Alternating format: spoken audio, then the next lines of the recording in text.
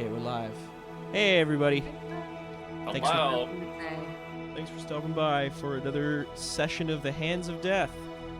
We're going to get started in a second here. We're just still getting things prepped. But we figured we'd just hang out a bit. Yeah. Because if there are two things I can do, it's vamp and eat crackers and hummus. Wow. What kind of crackers do you like? Multi-grains. Oh. So Like good. I like a good, like, crispy, crunchy round cracker. Like a cracker that looks like it's roughly half flour and half oil. But then they just cook the hell out of it. What? What kind of monstrosity are you describing? I'm describing a delicious cracker. Wait, did you just say half oil? I mean, not in truth. I just, but I'm saying it's like so crispy that like I don't understand how you could do this without like a half cup of oil per cracker. Yeah, no, like, yeah, Cool. I guess nut thins are probably cooked in oil. I mean, I hope There they you are. go. This is why animal crackers are the best. Well, I'm sorry I've never cooked a cracker. I literally have never thought about the process of a cracker cooking. Oh, crap. Yeah? Oh no! I'm broken. We're not cooking crack. We're not cooking crack. Twitch, don't. Please. But per Twitch guidelines, we must once again reiterate, as we do every 30 minutes for every single session we do, that we are not cooking crack during the session. Not Crack. cooking Or crack. later. Or later. Or, well, yeah. The Tiger King, he got me. Did the Tiger King get you? The Tiger King of the ocean. Yes. I will. Oh, Oh, man, I you should know, open up stream, huh? Yeah. I was like, what am I not doing right now? Good. Oh, Also- I need to raid into you because there's like no host feature. Yeah. Is You should that also get onto Foundry. Oh, I do need to do that. See, you guys are gonna really need. I know I always You're need help. I'm gonna need double help because my ADHD the last week has been severe Oh, no. Okay. and I'm sleep deprived. So, and I'm in full mermaid jewelry makeup on my face. Can you describe for the listeners what you're currently wearing in detail? I mean- and that's not a D&D prompt or anything. That's just like actually like what are you really wearing? Yeah. What are you wearing? I mean, literally, I have jewels on above my eyebrows. My eyebrows are purple. Mm. I've got, the teal purpley eyeshadow, jewels on my cheeks, nice pink blush, a beautiful neutral high gloss lip. But then, because I'm home from the mermaid event, I'm in a camisole and then some plaid sweatpants from my sister's high school that I'm now realizing these pants, nope, these are from her elementary school. Oh. Nope, wait, what school is this from? These pants are vintage. Preschool? Vintage. I am wearing vintage pajama pants, and Mhm. I've just realized they are so old. Wow. Did you have them I- on at the party, or? No. Oh, I okay. changed out of my mer tire, but I Again- didn't have time to take off my makeup. Again, if it's mertire, I'm pretty sure that means it's half fish, half attire, which is sort of like half fish, half pile of clothing. Yeah, that's. That's it. I mean, I just feel like a pile. Period. You know, Yeah, relatable. I am a pile right now in this moment. Oh, that's good, Big Bear Will. Oh man. Okay, wait. Stevie, ask me what I'm wearing. No. Ooh, I like this game. Oh. I'll do it. Tony, what are you wearing? Oh, well, thank you for asking. Yeah. I am wearing actually what the actual clothes I'm wearing are really boring. It's like a little sweater. Well, and stuff. okay. All right. No. Hold on. I have to say no to Tony. No. But I did just dye my hair purple. Ooh, Oh, fun. Welcome to the Mer Club. Yeah. Nice. It was. I mean, it was already a little pinkish, so I feel like I could have murred, but I feel like murring is easily no, not murder. Yeah. I think it's better with purple hair. I feel like purple is more of the sea than pink. Is that Yeah. true? Ooh. You know, I would say yes. I can kind of see that. It's more coral-like, I guess. I guess aquamarine would be the most of the sea, in my opinion. I think purple is a very under the sea color. Yeah. Mhm. For sure. I always associate purple with royalty because of like the historical context. So I'm Mhm. just like, that's what I think of. We're Mhm. ocean royalty for sure. I am right now the most ocean royal of any people you know. Wow. I don't agree with that. I'm covered guys- in jewels. Damn it, you're right. Oh, it's a battle for the throne. You're literally talking to the Mer manager. No. I just put on an entire party. Oh no, you're right. Oh, I made a pretender. Calm down. No. Oh. You're banished. Wow. All right. Banished indeed. In other news, I realized that keyboards can be actually the worst. Oh, is your keyboard still busted? So I bought a new keyboard and I thought, hey, don't go crazy. Just buy a nice $30 keyboard. Mm-hmm. Oh no. Oh no. This keyboard, it squeaks when I press down on the buttons. I am going to no. go buy myself a very nice little splurgy keyboard. I'm going to go to the Best Buy. I'm going to go try them out with my little fingers. Oh, did you get the clickety-clackities? I'm going to get something. I'm thinking $100. Not a crazy $200 keyboard, but like a nice $100. I'm feeling bougie. Cool. Wow. What color? I don't know. All the ones on the internet are ugly, honestly. Yo, Wendy, you Have getting you those been on custom keyboard keycaps? TikTok? Yeah. Yeah. That's the thing is I've just discovered that this world exists. So if you guys want to like point me in certain directions, like I'm here. But like I'm gonna walk out of the store with a $200 keyboard. I can't do that. That's too much money. I don't game that much.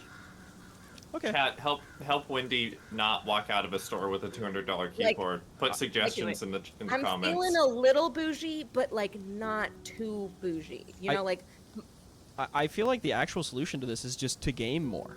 Like, you know, then you have a reason to So buy a it's worth $200 keyboard. Yeah, so it's worth it. Just so game maybe more. if I bought the keyboard, you're saying I would just game more? Yeah, exactly. It's sort of a type it and they will come sort of Yes. scenario. Oh, Yeah.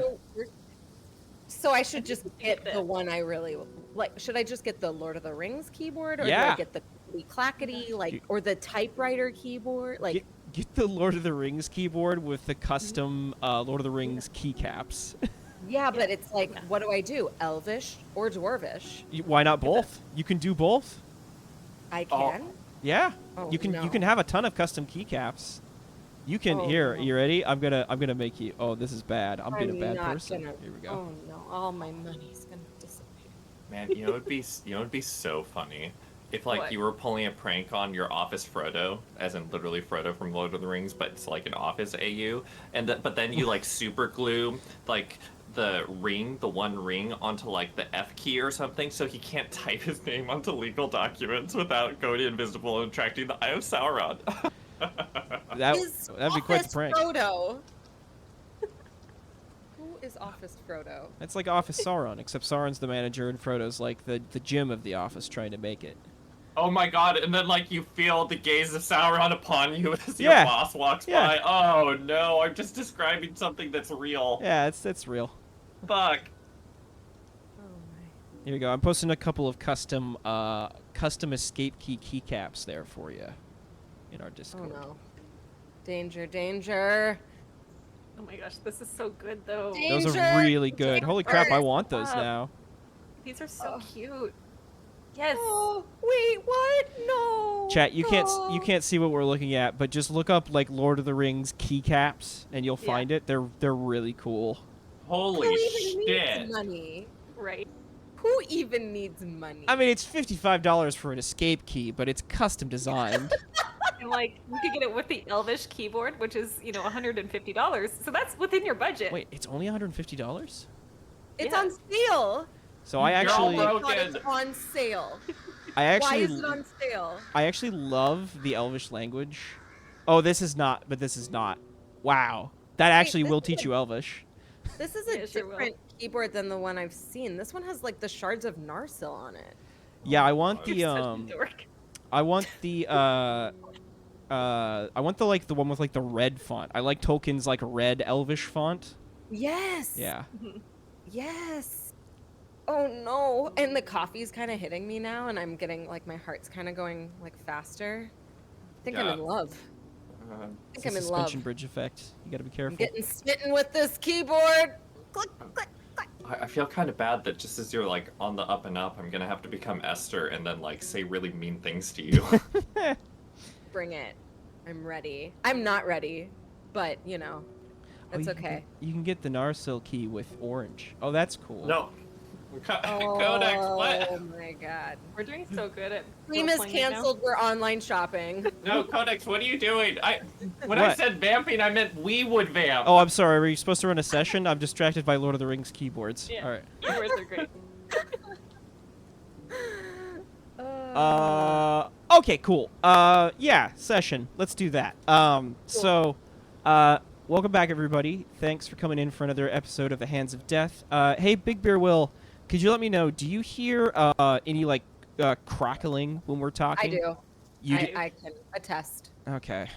All right. I don't know why that's happening. I feel like that used to happen to me in my original streaming setup, and it is escaping me because my brain is working at about 50% right now. Okay. Why that happened, but if I remember, I will let you know. Okay. That used to happen to me all the time, Because it's never happened before. like randomly. Yeah. But I'm it would crackle wondering- just like that. Wondering if it has something to do. You try talking again, Wendy? Hello, hello, hello. It is me, and I am unwell, but it's fine. Yeah, I think, It's not. can somebody else talk real quick? Hi, Oh. I'm talking. I get it from everybody. That's so Will. Meet again. Don't know how. Don't know when. Yeah, yeah, no, I'm getting it from everybody. Okay. That was very good, Tony. What are you getting? Just like a crackle. There's like a crackle when people talk. Oh, you're hearing that? I just heard it when you were talking. Same. I'm listening to the stream. I personally don't think it's that bad. Okay. I don't think it's very bad. Yeah. I mean, it's okay. It distracts me, but anyway. Yeah. Okay. That's fine. We'll live with it. So, do people remember what happened last time? Oh, I'm I had gonna need. notes. I think I would like, because I was very unavailable for any rebrief, so I actually would not mind a quick recap. Okay. So last time you all spent a large amount of time searching around the Bright Eye Chalet for clues. You were trying to figure out more about the Dyscrasia and the group's like beliefs and their aims, and you were trying to find Catherine's relic. And you looked around. You searched Lynn's room, who is kind of this like portly, like kind of financial manager for the cult, the group here, the Bright Eyes. But he's apparently been embezzling money from them to fund his supplemental perfume business. He's taking it on the sly. You actually got a aspect for that, which you can use if it ever comes up and is relevant. You also spent some time after you investigated his room. You spent some time investigating a couple of other rooms around the Bright Eye Chalet to like find out more about what was going to happen at the ritual the next day. It was basically, you discovered that the idea is they're going to go out in the woods and they're going to basically try to hunt each other, bring each other to their very limits so they can experience the struggle firsthand. And then the one who survives and thrives enough to get back to the chalet and speak to Catherine gets a vision of some sort. And Rella has won this boon 2 years in a row. You also discovered underneath a rug in a back room of the chalet a hidden relic room with a catalog and a number of relics strewn about that you assumed were all of the relics for every member of the Bright Eyes, except for Catherine's, which you could not find there. Does anybody else remember anything else that happened that we should be reminded of? Sounds about right to me. That's basically what we did. Okay. Leave off, because I know we did a little fast forward rewind moment, and I can't remember exactly where we left off. Yeah. So, Or we went to bed. We went to bed. I love that. We went to bed. yeah. We went to bed. Yeah, I think you guys actually did go to bed. You were going to bed, and you're going to wake up the next day and get ready for the ritual that takes place that evening. So, I think it's like you wake up, you can hear the sounds coming from the tavern above of people. Actually, apologies. Oh, yeah. Would it be okay if I had a quick scene with my fellow players, as we're getting ready to go to sleep? Yeah, that's fine with me. Okay. If that's cool with everybody else, I think we should do it. Sure. Let's go. So Ester. Can you describe this room in detail for me? You've described it once before, but this room that we're all staying in. Yeah, so it's the bottom of the chalet. It has wooden beams above that are supporting the floor above of the chalet that run along. So you're in a basement room. The floor is cold cobblestone, cemented together. The walls are stone brick, and there are 3 beds in this room, separate from each other, situated. And there is a lock on the door. There's also a dresser for storing various items if you so choose. Great, thank you. And Esther is just sort of not really looking at the other two and just keeping to themselves as they prepare to get to bed, and eventually do when at some point Professor. What? Go to sleep. It's been bugging me. How exactly do you plan to kill a woman you've never met and you don't know?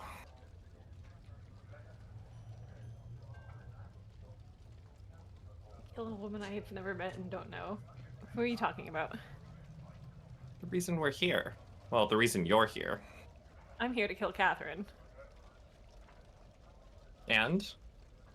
Is the plan to look her in the eye, stab her in the back? Enlighten me.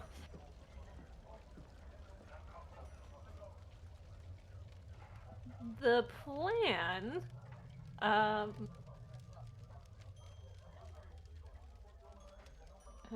feel like we don't have a plan.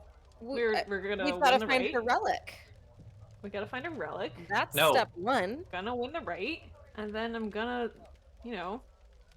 use my cane and slit her throat. You might have me jump in there, I'm sure. You're I handy. I appreciate you. could throw a good slap every once in a while. If you test me, Esther, you might just experience it yourself. No slapping. So you're just going to slice her throat then, It's so easy? Yes. I've done it before. Huh. It's terrifying. How do you prefer to kill people? I don't. So, good luck to you, I suppose. Okay, hold on, pause. I thought we had all killed people before except for Lilith. I think in my mind Esther just steals these relics and is doing that thing. Okay, cool. Yeah, I think you're the only murderer. Great. All right, sorry. Assassin is the polite word. Murderer is a dirty I'm an word. assassin. Oh, right, yes, you're an assassin. Mhm. And I'm new to this whole Yeah. world. I don't like you being here, Lilith. Why? If anything, I'm the most capable one here. Yes, your sprightly youth and your, well, those weird things that you can do. Ugh. I do wish there were some ghosts around. I must say, I feel like I'd have a better head on my shoulders if there were. No, eyes on the prize, Lilith. I mean, let the professor dirty her hands when the moment comes. Listen, Have you ever wanted to kill someone, Esther? Yes, and I hope I never find out what it's like. That's wild. That's absolutely wild. Great. I'm pretty sure we all took the same job, right? Are you getting cold feet, Esther? I'm here to get what I want, and I will get it. Don't you worry.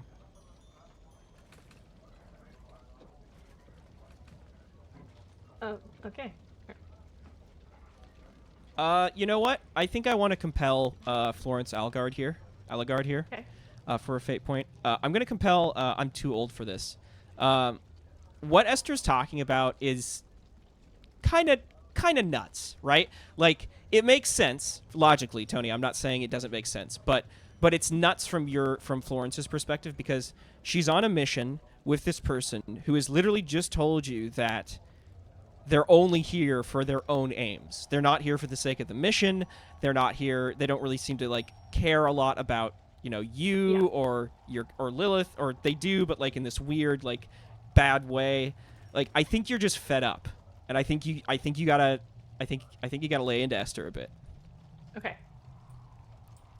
All right. So Florence was like in bed, and then she like sits up and she like looks over at Esther, and she's like, "Doesn't the fact that nobody is dying permanently bother you at all?"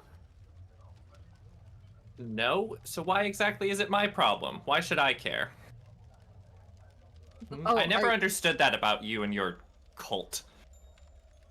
Are you just trying to float around in nothingness and aimlessly float your way through life? I mean, it looks pretty dull, and honestly, I've never met a happy ghost. That's gonna be you pretty soon. You will die, and you will be here in limbo. I'm not just killing people to kill people. I'm not killing people because I enjoy killing people. We're trying to save death. Well, And it's not a cult. I'll believe in your cult when I see it. Ugh. These powers of yours, this death, it can't stand against the Verdanthe. Like it. Don't you worry. When the time comes, I will take the token and I will do my work. I just want you to know, Lilith, that you don't need to sully your hands for this cult. Why do you think death is dirty? Frankly, I don't think death is anything. Then why would it be sullying her hands? And like at this point, Florence is like fully turned, and she's got like her feet over on the side, and she's like really like leaning in towards you.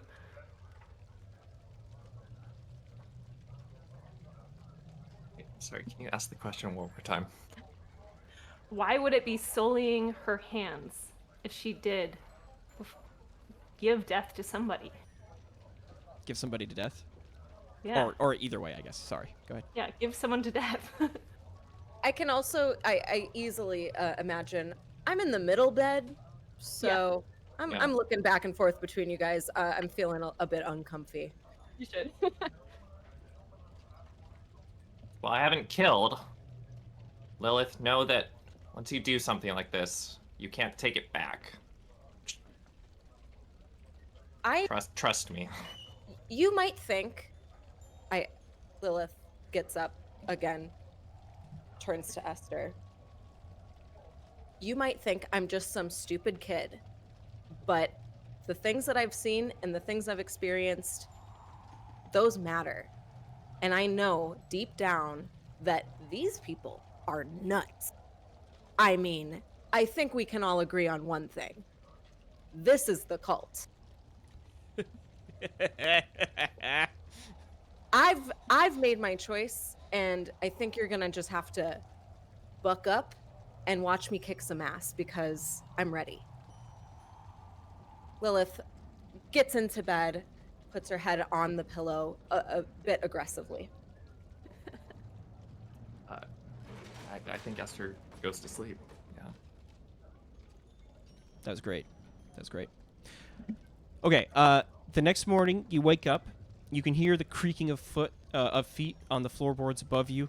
It appears some of the Bright Eyes are already up and facing the day. And you hear like the jangle of chains and like the shuffling of like leather packs, the clicking and zipping of buckles. People are getting packed. People are preparing for this trek out into the mountains. There's like the clicking and clacking of silverware and tableware as people are eating breakfast, and you all like open your eyes and get ready to face the day. Unless anybody wants to do anything, as you head up for your room, from your room to eat breakfast for the morning, you can see the Bright Eyes like assembled there, talking. None of them are smoking and drinking anymore, though. They do all have cups of that tea in front of them, and they're like drinking a lot of it, like they're downing a couple of cups and having it over next to them.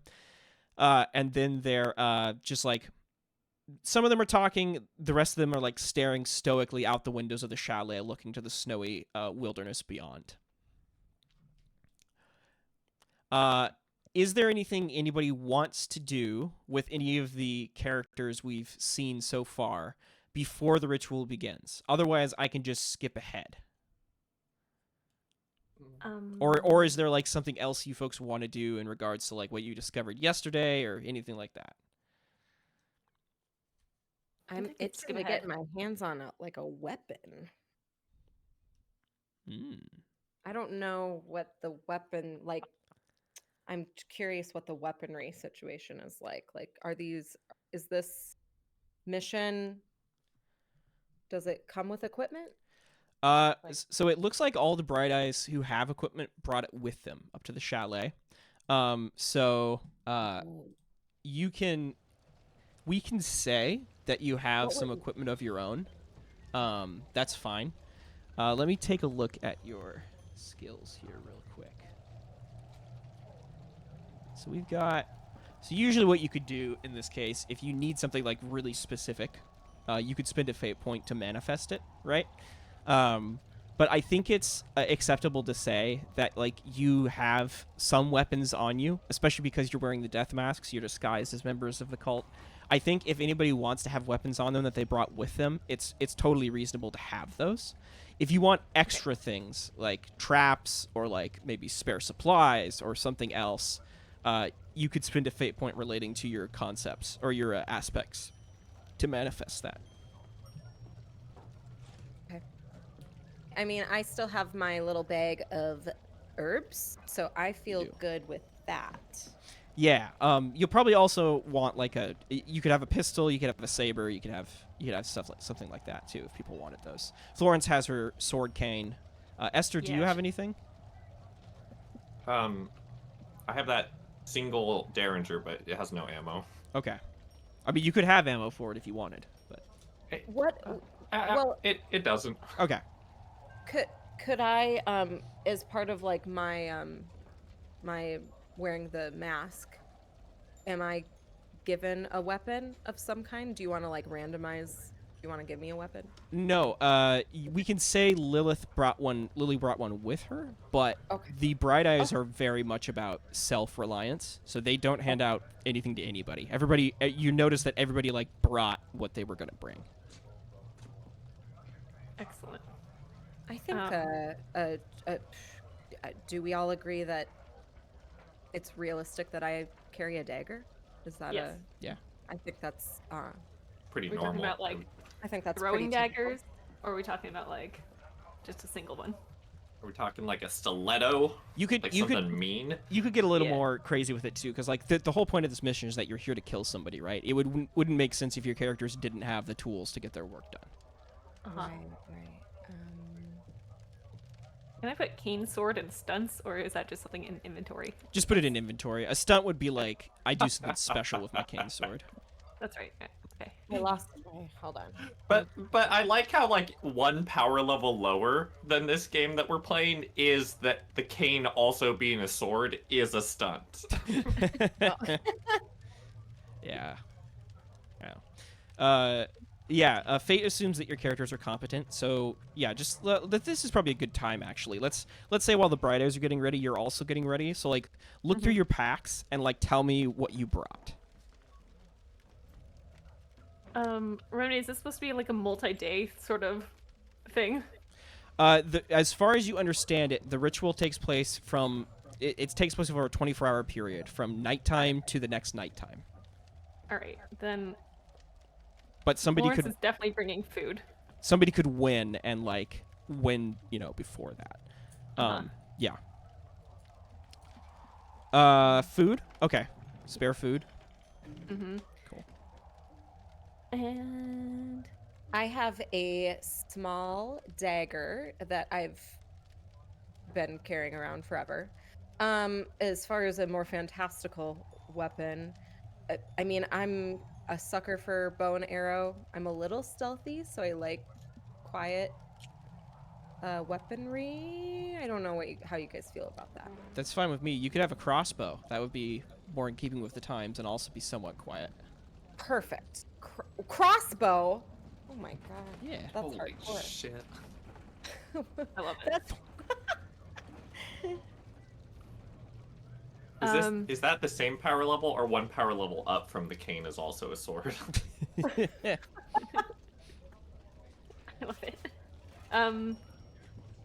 I feel like Florence would have some sort of poison, like poison granulars that she could slip into foods and stuff. I feel like it's reasonable that Lily would have created those, yeah. Could have even created those beforehand, yeah.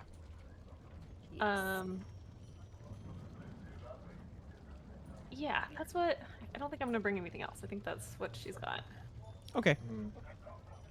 I think I'm going to bring with me a small package of clay and wax paper. Okay. Okay.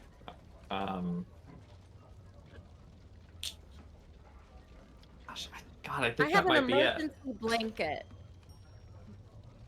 Just kidding. I mean, you could always take the blankets and pillows off the bed you were sleeping on if you really wanted those. And carry them how? Yeah, I mean, you'd have to like tie them up in a bundle or something. Yeah. But yeah, I think just that and like just like a few small sculpting tools, but I think that's it. Maybe like a small hammer. Okay. You wouldn't have any like defensive things? I don't know if I do. I think I've sort of talked myself into a corner a little bit. Alright. I think I've charactered myself into like the I guess I'll die corner. A conscientious objector assassin? Like, I don't know. Do y'all have any ideas or things? I feel like someone had to have thrusted a weapon on you at one point because they hired you as an assassin.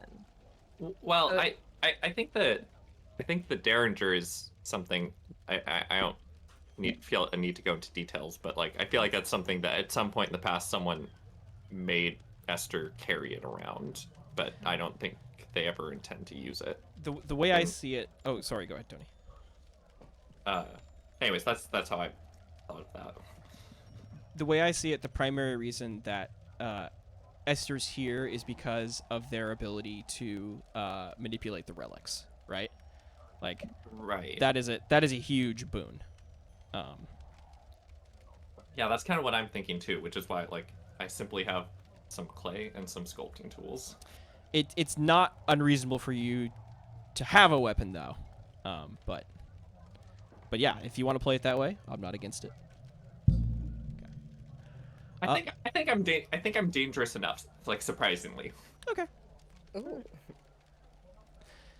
Okay. So given that we know what we have, is there anything else anybody wants to do before I skip ahead to the ritual? No, I think that's good. How's Dan doing? Dan's good. Dan's got like 5 empty cups of tea, and he's staring out the window like a predatory animal. Cool. Sort of wiggle my eyebrows at him as I pass by. He like glances over, looks at you as you walk by, and like nods in like acknowledgement. He doesn't wiggle his eyebrows in acknowledgement. No, he's real focused on what he's Okay, going okay. to do. Yeah. I accept. Okay. Also, does everybody have their correct amount of fate points? Oh, I have thank you for 4. reminding me. Probably not. You should be at 3. Here, I got you, Tony. Oh, I'm good. Yep. Oh, appreciate it. Wait, that's not working. There we go. Now it's working. Okay. Cool. All right. So in that case, we'll move ahead. Close that. So there we go. What else did I need? Ah, yeah. So you all sit in the chalet until the evening comes. The atmosphere is incredibly tense. The few conversations you do hear mostly center around blessings that the Bright Eyes give each other, saying, Disgracia, basically, be with you, be prepared for what comes. There's no telling what is ahead. And eventually, the sun dips below the mountain range. It finishes glinting off the snow in the bright afternoon haze, and it gives way to the darkness of night as a pale full moon rises toward a starry sky, showing the nighttime woods in all their terrifying glory. The Bright Eyes rise from their chairs solemnly, reverently, and proceed outside to stand in a kind of semicircle out in front of the chalet. Their hands are all folded in front of them in sort of a reverent gesture down by the front of their chests, and they stand in a semicircle and wait for a few moments as Catherine emerges from the chalet, walking forward with her blue shimmery cloak glinting and shining with different stars. She walks down and stands in front of the semicircle. Are you all a part of this?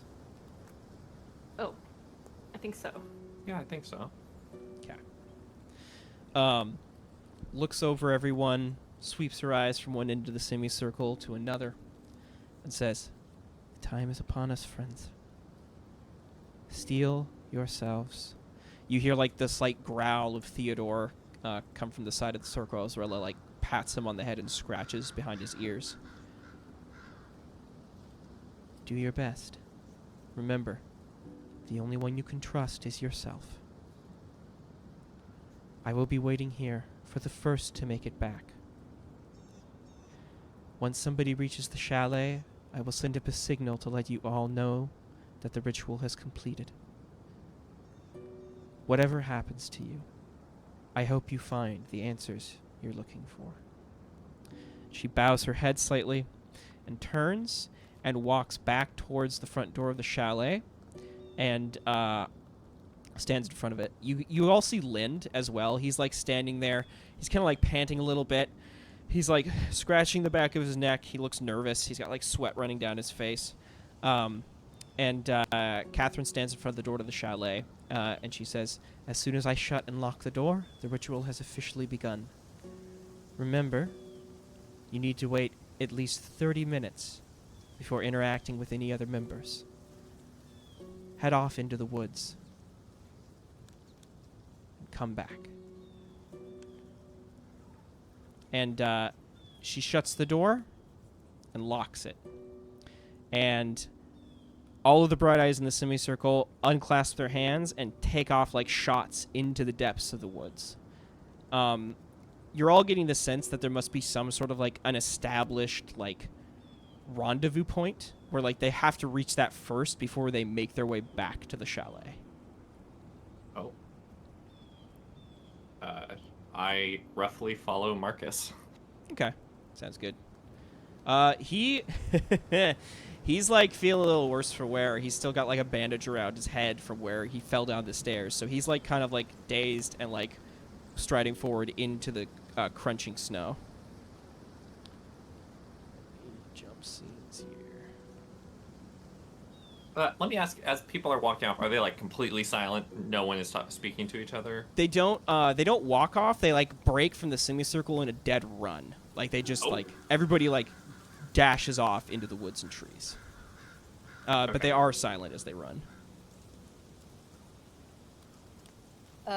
Lilith reaches over to grasp Florence's hand and kind of gives a nervous squeeze without saying any words, but in basically saying like, I gotta stick with you. Let's run. I'm scared. Okay. So we run off into the woods. Esther, are you sticking with the group with them, or are you splitting up? Strength of our resolve, and I run off in another direction. Okay. In another direction? Absolutely not. Absolutely not. So no way. Do we run after? Yeah, I mean, I'm running after. Yeah. Okay. So we're following your lead. Esther? Yeah. I suppose.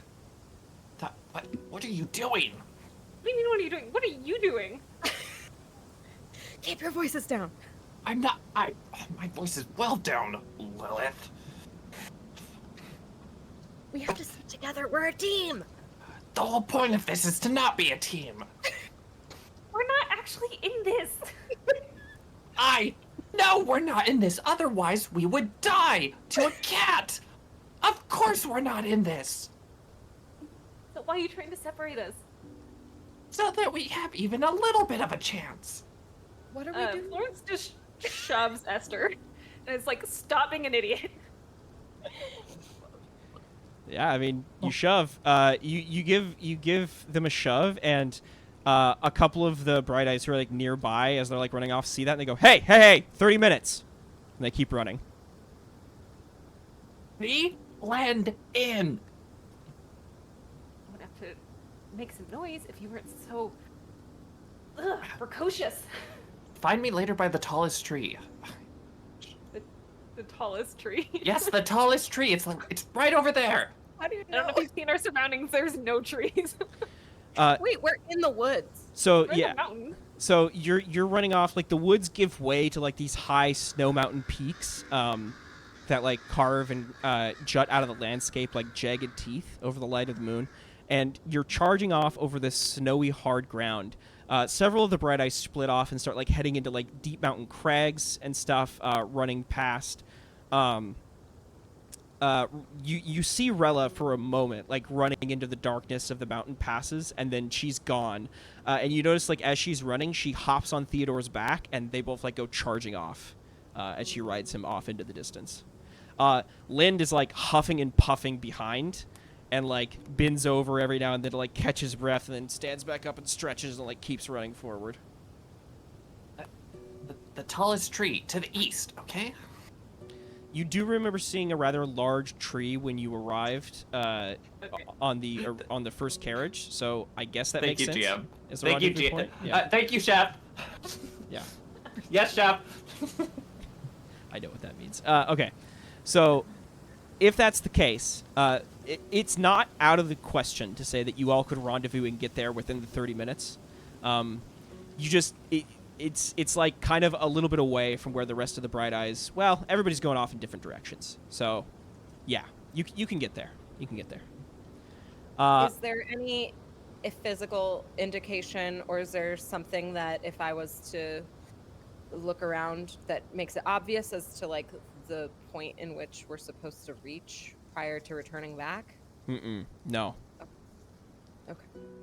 That was a piece of information that wasn't exactly clear from the stuff you gathered. Also, it might not be that important to you for your aims, but, you know. Anyway, so you make your way off across the snowy ground, and if if you're all planning to rendezvous there, you can split up and within the 30 minutes can make your way back to the tree that Esther mentioned. Okay. So you all meet back up there, panting in the darkness of the snow. There's like this tall pine tree above you. Snow's like covering its branches. You can hear it creaking in the wind. Lilith has a very strong urge to climb the tree. Okay. I mean, you could do so. You want to give it a shot? Are we at that tree right now? Yeah, you are. And we've reached that point. Okay. Yeah. Lilith doesn't say a word. She just looks up, looks around over her shoulders, and hops up the tree. Climbing this tree is relatively easy to do. Yeah. I reach the top.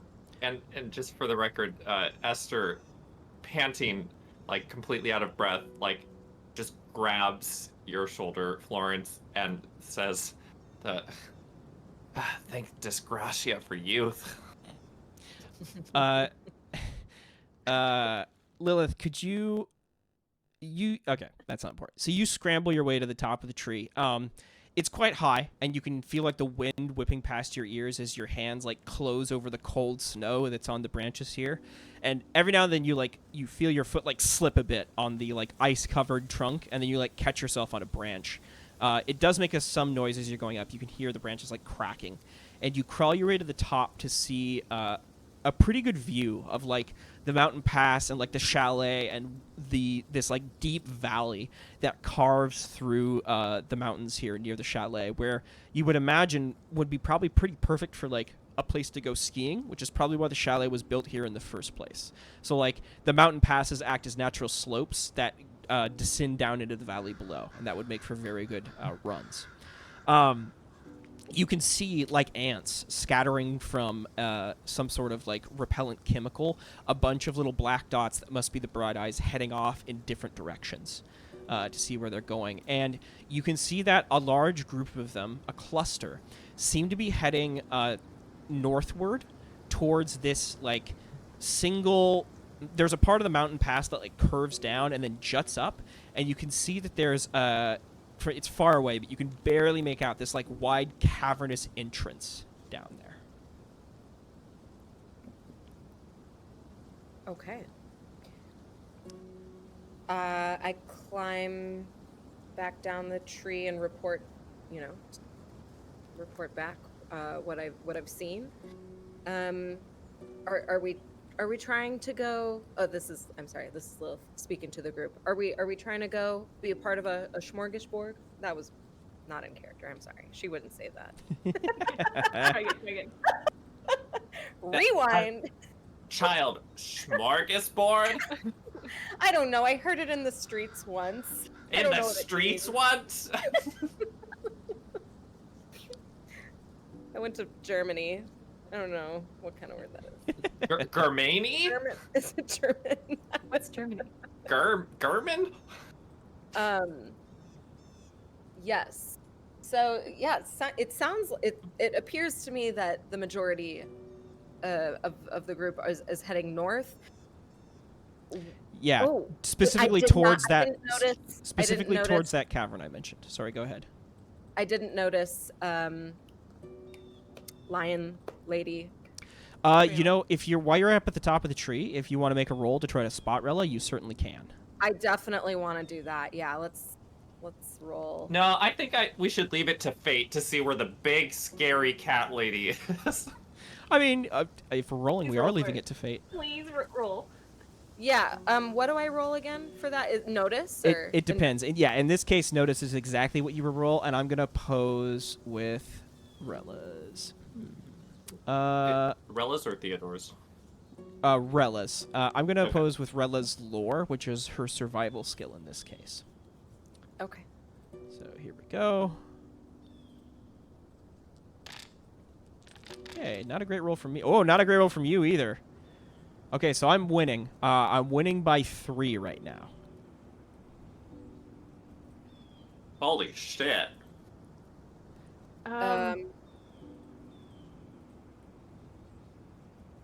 I could help you out with Lilith as my ward, or I see the potential in people. If you can talk me through it. So I'm like, she's like looking for Rilla, and I'm like shouting up at her at the tree, and I'm like, you're gonna look for this kind of track, because that's the kind of track that a lion would make, and look for like these sections in like the tree line, because you know Rilla wants to see too. She can't just completely be in the dark. Things like that. Okay, so that's fine. You can you can help. I'll let Lily spend a fate point to tag that aspect. I don't think that's technically how it's supposed to work, but this makes sense. You also have Florence as my guiding light as an aspect, Lily, so that works perfectly. So Okay. you can choose to spend a fate point and re-roll all your dice, or get +2. And in this case, getting +2 would get you to 0. So you do kind of have to go for a re-roll here. All right. Re-roll it is. And I'm going to roll notice again. That's right. Say something cool when you do it. Okay. There's a smorgasbord of tracks out there. Hey Rayla, looks like you're in my smorgasbord. Oh my gosh. Oh, wait. Oof! Oh, wow. Okay, we tried. Sometimes you end up in the cat smorgasbord. Lilith climbs down the tree feeling a little defeated. Yeah, there's just too much wind and too much snow and too many other things going on for you to see wherever Rella went. Okay. Hey, I'm sure we'll run into her eventually. What do we do now? Well, we must go back to the chalet and commit the purpose, correct? We're not taking part in this farce. It's true, but we still don't have her relic. I don't know what it is. I don't know if it's on her or if Rella has it. Oh.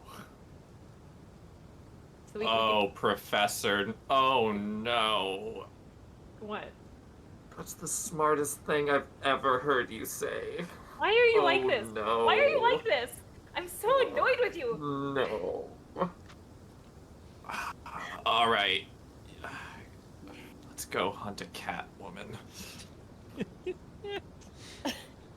Okay. Tracking down Theodore and Rella is difficult to do. You can try to do it. You can like trace your tracks back to the chalet, try to find Theodore's tracks in the snow and the wind, and follow them. That's reasonable if somebody wants to make a notice roll to do so. I don't care who it is, so I would pick the highest one among you. But I'll pose with Rella's lore once more. Well, hold on. But okay, before we go into the maws of a literal lion, and what's the strategy here? You're not just going to cane sword it to death, are you, Professor? Lilith, do you think you can knife a lion to death? Do we use someone else to try to take down Rayla for us, or what do we do? Poison it. Lilith reaches around her back and nudges the crossbow without saying a word, just lifting her eyebrows. Yes, the morality of killing a cat is maybe not quite as dubious. Sure, fine. And if you miss, you might hit Rayla, so it's a win-win. And that is likely. That it's a win-win. We'll have to have a talk about you in confidence. Listen. So is the idea to just track them down and shoot them? That's fine if that can work. I say we corner her because clearly she's off doing other things and not. I don't think she's part of that smorgasbord. I didn't see her go that way. You definitely didn't see her in the large group. I think we're gonna track her. I think Esther and I should confront her. And while you, Lilith, get up in another tree because you're so good at it, and That's what I've been wanting to do all night. Great. Esther, can you is your ability with the relics, can you like sense them? Is that something you can do? Yeah. I would say Excellent. yes, but that's up to Tony. I would say yes. Great. I do think that That's- should be a roll, and it might be a perfect thing for a stunt. Yeah, you that got should be a stunt. I agree. Which, if we can get to in a sec. All right, this plan sounds fine enough, but should we try using the Craven? The Craven? What's a Craven? Lind. Should we Oh. blackmail him into hurting Rayla for us? I don't know if he's up to the task. He was Yeah. huffing and puffing. I think Just, he's everyone's a probably little Yeah. still No. walking through Preoccupied? mountains. So it No, it we- occurs. Oh, go ahead. We don't need him to be entirely unscathed.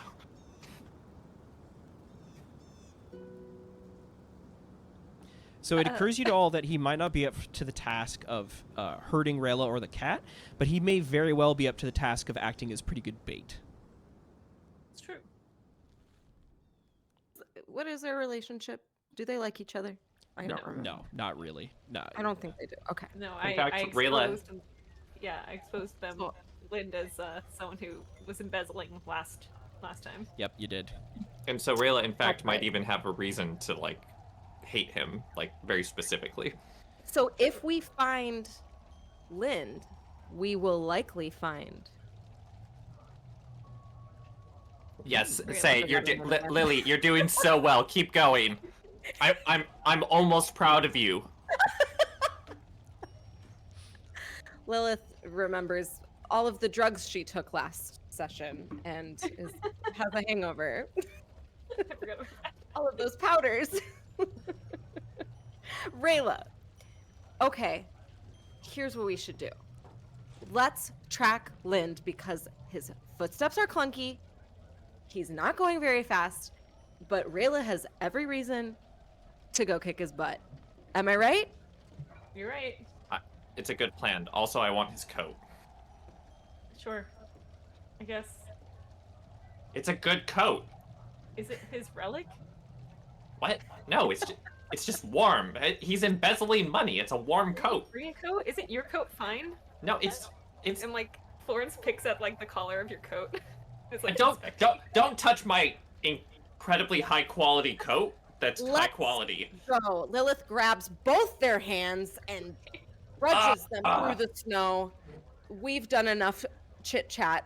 Everyone shut up. Okay.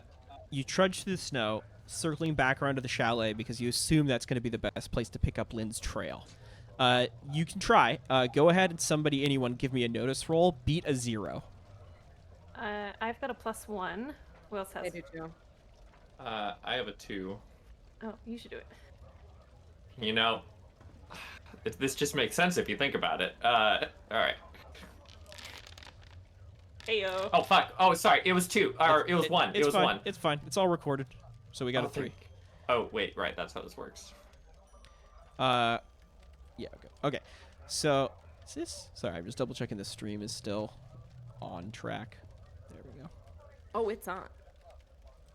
In fact, as I'm approaching like the tracks, I'm saying, "Oh, years, time spent growing up in the woods as a child. You see, the telltale marks of like finding someone's tracks are," and then I see a series of what I assume are very obvious tracks. Yeah, heavy clumping boot tracks that kind of shuffle and stop away from the chalet.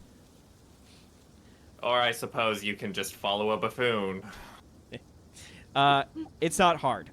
Lynn didn't do what he was supposed to do. Rather than heading off to the rendezvous point, you can follow his tracks to trudge and see that he's moved away from the chalet probably about maybe like 400 feet and found a little tiny crag in the mountains where you see the tracks enter into this like slight cavernous opening between two like higher rised cliffs. And there's like a little piece of cover in there, like a large, not a cave so much as like a small canyon that the tracks like just go right into. I love cake. Lilith, I think at this point you should very carefully go back on our tracks and find somewhere to hide. Yes, sir. Lilith sneakily pitter-patters away. Pitter patters in the snow. Crunch, crunch, crunch. But I'm fairly stealthy, so my feet are. I'm a cat, and I step through the already existing. No, this brings up a great question, Codex. How's the POW? I'm sorry, the Ooh, what? The powder? The powder? How's the powder? Oh, it's pretty sick powder. Sick. Yeah. Yeah, it's frosted sugar out here. It's pretty good.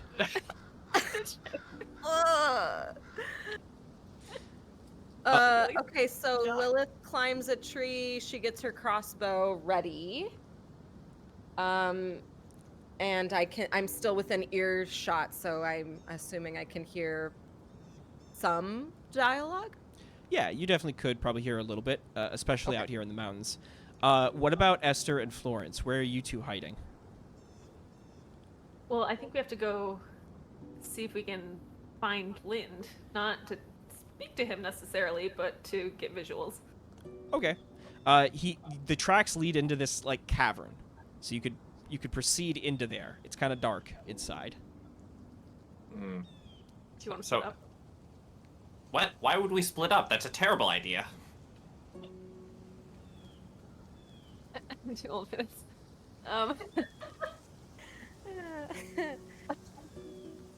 What was your plan? What is your splitting up plan? Well, I was thinking you could go in and talk to Lind if he's alone. And if Rayla happens to come in after, then we could flank her. Interesting. So sort of one of those strategies where I'm sort of in the middle of everyone who doesn't like me. Is that kind of the idea? Or Lily, I would have your back. Fine, Professor. Just don't blame me when you can't kill Catherine. Okay. And I waltz in there. Okay, so Florence, where are you hiding then? I would be outside, but near the entrance of the cavern. So like, are you gonna duck down by some like nearby like rocks, like hide behind them, or like? Exactly. Okay. All right. Can both Florence and Lily give me stealthy rolls, please? Sure. I'm Stealthy. super good at this. Super. Are you ready for me? I'm ready. Yeah, you can just roll. The log records everything, so you don't have to wait for other people. I can just look back at it. That's so good. Oh! Wow, very Great. very sneaky. So you can feel free to spend fate points to raise your result if you want. I hate this question mark game master nonsense. Rude. Yeah, whoa. Fine. I'm not gonna. Well, I have 4 fate points. I might as well use one. I'm going to re-roll, I guess. I mean, the Yep. highest. I mean, yeah. I'm gonna do that. So I'm gonna use a fate point. And do I need the aspect for this? Yeah. Anytime you want to use a fate point to improve your rolls, you Yeah. always have to take an aspect. Um. You can also use the ones on screen if you think they What's relate. I don't think they do in this case, but I don't think they do. Okay, in this case, it might be that you don't have an aspect that relates, and you just have to take I don't it. think I do. I think this is me just going with a -1. So, kind of hiding, but Negative also... 1 could be good enough. You know, maybe a -1 is good enough. Yeah, maybe. Maybe. Does my super duper stealth? Am I able to assist in at all in that? I guess You we're shouldn't not be really involved. together. With No. anything I do right now. I think fictionally, no, there's no way for you to assist. All right. So, Florence, you're hiding behind the rocks to the best of your ability. And failing. So, Esther, you stride into this open cavern, and you can hear as you get closer into the cavern, like the like grumbles and rumbles of Lind as he's like, "Oh, come on, you damnable thing!" And you hear like this chink, chink, chink, chink, chink, chink of like a lighter being struck again and again. All right, fiduciary man. You hear like somebody hit the snow and like crawl back, like snow. Please, I'll give you money, anything. Just don't hurt me. Uh-huh. Sounds great. Listen, I'm not interested in the money, Lind. I'm interested in something else. Esther? Oh. Yes. Oh, you can see him stand up a bit, and like there's like a pale, thin line of moonlight that shines down into this canyon, and you can see just barely his face exposed in it. And he says, "Oh, thank heavens it's you. I thought you were, someone else." My old heart can't take much more of those. Something else? Any one in particular, Ostler? I mean, not especially. No, just any of the general murderous. No, Lind. You will tell me who are you waiting for? Who is coming to hurt you? Let me see here. Can It's Dan, you isn't it? give me a? Yeah, this really isn't a. Perhaps a provoke. I think this is provoke. Yeah.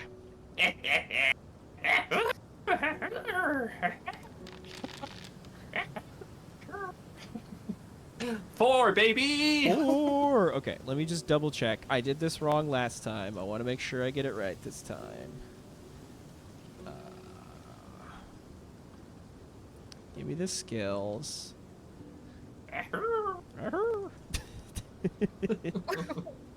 Finally, I get to provoke. No. Let's see. Okay. Wait, that was an elephant, Windy? All right, I'm going to roll his will to oppose. Because that's what you roll against provoke. Good fucking luck, my dude! Not good, Lind. All right. Or, by the way, I guess 2 questions. Don't we succeeded with Flare, I think, on our last roll, right? And then also on this roll? Yeah, so succeeding with style is 3 or more above. You're right. Thank you. Yes, you do get benefits for that. Okay. Yeah, actually, that creates a boost. Jeez. Do I get to? I'm still so high on life that I got a 5. So can I get that flare later? Yeah, here. Let me create some boosts for this. Wow, these invokes are getting crazy. I'm gonna go ahead and get rid of a couple of these. They all kind of still apply. Okay, never mind. All right. Okay, yeah, because at some point it started to become like, wait, is this like some sort of like D&D based poetry jam? Like, what's happening? It kind of is that, honestly. Like Fate that's kind of what Fate is in a lot of ways. I have no idea what that means, but I like it. Okay. We're gonna add. So I need to add a boost for you all succeeding at the notice rolls for the tracks. Doesn't really. I'm just gonna add like. Yeah, they say you can tell a great GM by their. Track Finder, which gets a free boost and then it goes away.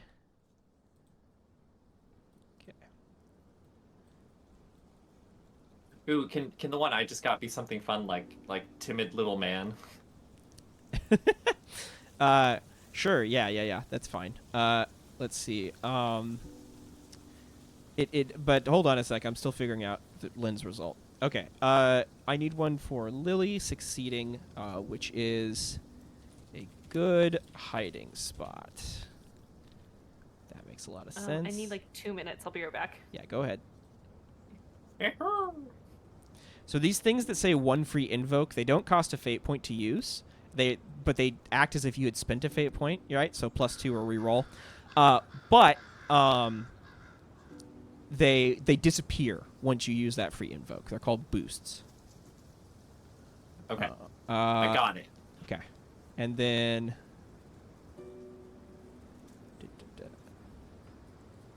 where are my fate Okay, one more. I'm listening to the Crimson Peak soundtrack while our stalwart GM figures this out. Let me tell you, Crimson Peak soundtrack, very good. That movie is pretty good. It's pretty good. It's okay. It's good. I went into it wanting it to be more of a horror movie than a romance, so I think I was, against it for that. But it's funny. I went into it wanting to be more of a romance than a horror movie, but at the end of the day, I got exactly what I wanted. Yeah, there you go. Okay, so I'm actually going to spend a fate point here in response to Lynn's terrible roll, and tag one of his own aspects, which is charismatic Gladhander, and I'm gonna re-roll his dice. Good fucking luck, my dude. And he still can't do it. Sucker. All right. Okay, fine. Okay, so you still succeed with style. Close that. Get it here. Add new aspect. Lind is terrified. Timid little man. Timid little man. Lind is a timid little man. All of my wildest dreams are coming true right now. Like this is what role playing is about. Bullying people into telling you what you want to hear. I mean, listen. It's my wildest fantasy. This is not stuff I can do in real life. Fair. Although that is actually, now that I think about it, kind of what I do for a living. Whatever. Never mind. What? What do you do for a living? What do you do for a living? I don't want to talk about it. Let's keep going. Okay. All right. Cool. Okay. So, yeah, Lind is a timid little man, and he looks at you, Esther, and shakes his head, and he says, "Rella, of course." I don't know why, but for some reason, before we left the chalet, she told me that this was the last year I would darken the cult's door. Oh, is that all? Well, good. And I cross to the other side of him and lean against a wall or something. He backs away from you. He moves. No, little man, over there. Where? Right there. Okay. Where are you putting him? I'm just putting him towards the mouth of the cave. Okay, all right. He walks forward a bit, his feet crunching, and he you can tell he's splitting his attention between looking back at you because he's worried you're gonna knife him in the back or the leg or something, and looking into the cavern entrance to see if his cover's blown or anything like that, because you get the sense that what he's starting to think is that if you found him, then Rella probably can as well. Oh, don't worry. I'm sure Rella won't be able to find us here in this cave where you seem to be lighting a fire with, I don't know, smoke that comes out of fires and goes into the sky on a white winter day. Don't worry, your secret is safe with me, Lind. He pauses for a moment and puts a finger up in the air and he says, I was hoping for a hot meal, but I suppose that's a good point. He scratches the back of his neck. Is that how they've been finding me He shakes his head. Anyway, Esther, what do you want from me? Why are you here? We don't have to. You're in a dangerous position here. I'm being hunted by a very terrifying woman. You don't want to be here. That is one point which we agree upon. So then I repeat my question. Why are you here? Oh, you'll find out in time, little man. Here, give me your food. No? Your food, Lind. Could you give me another provoke roll? I mean, unless you have something in particular you want to say here, I'm kind of just imagining this is ending my portion of the scene. Okay, that's fine. Okay, so yeah, you're demanding food. We cut back to the mouth of the cavern, and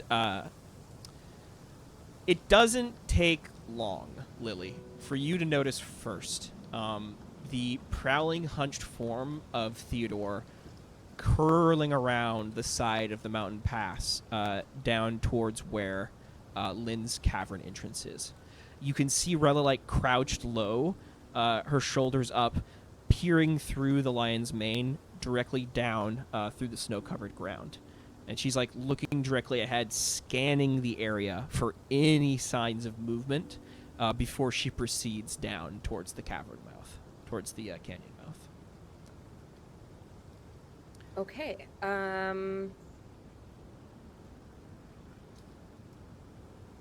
Okay. She starts moving forward slowly. Theodore's paws crunching in the snow as she slowly makes her way forward. Florence, you can see her now as well through like a crack in the rocks you're hiding behind. She's getting closer and closer to the canyon entrance. Okay, I think I'm like, do I let Rilla come into the cave, or do I like try and spook her and like startle her so Lilith can take a shot? I mean, are we trying to? Ugh, I should.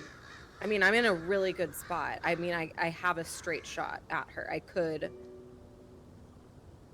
I think you should go for it. I can't decide if I'm shooting the cat or her. That's where no animals were harmed in the making of this RPG. It's imagination. It's just quick. I mean, I know I'm the one that made the animal.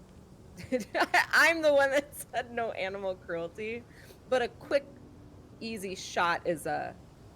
No, it's not, okay. We're not going to delve into too much stress.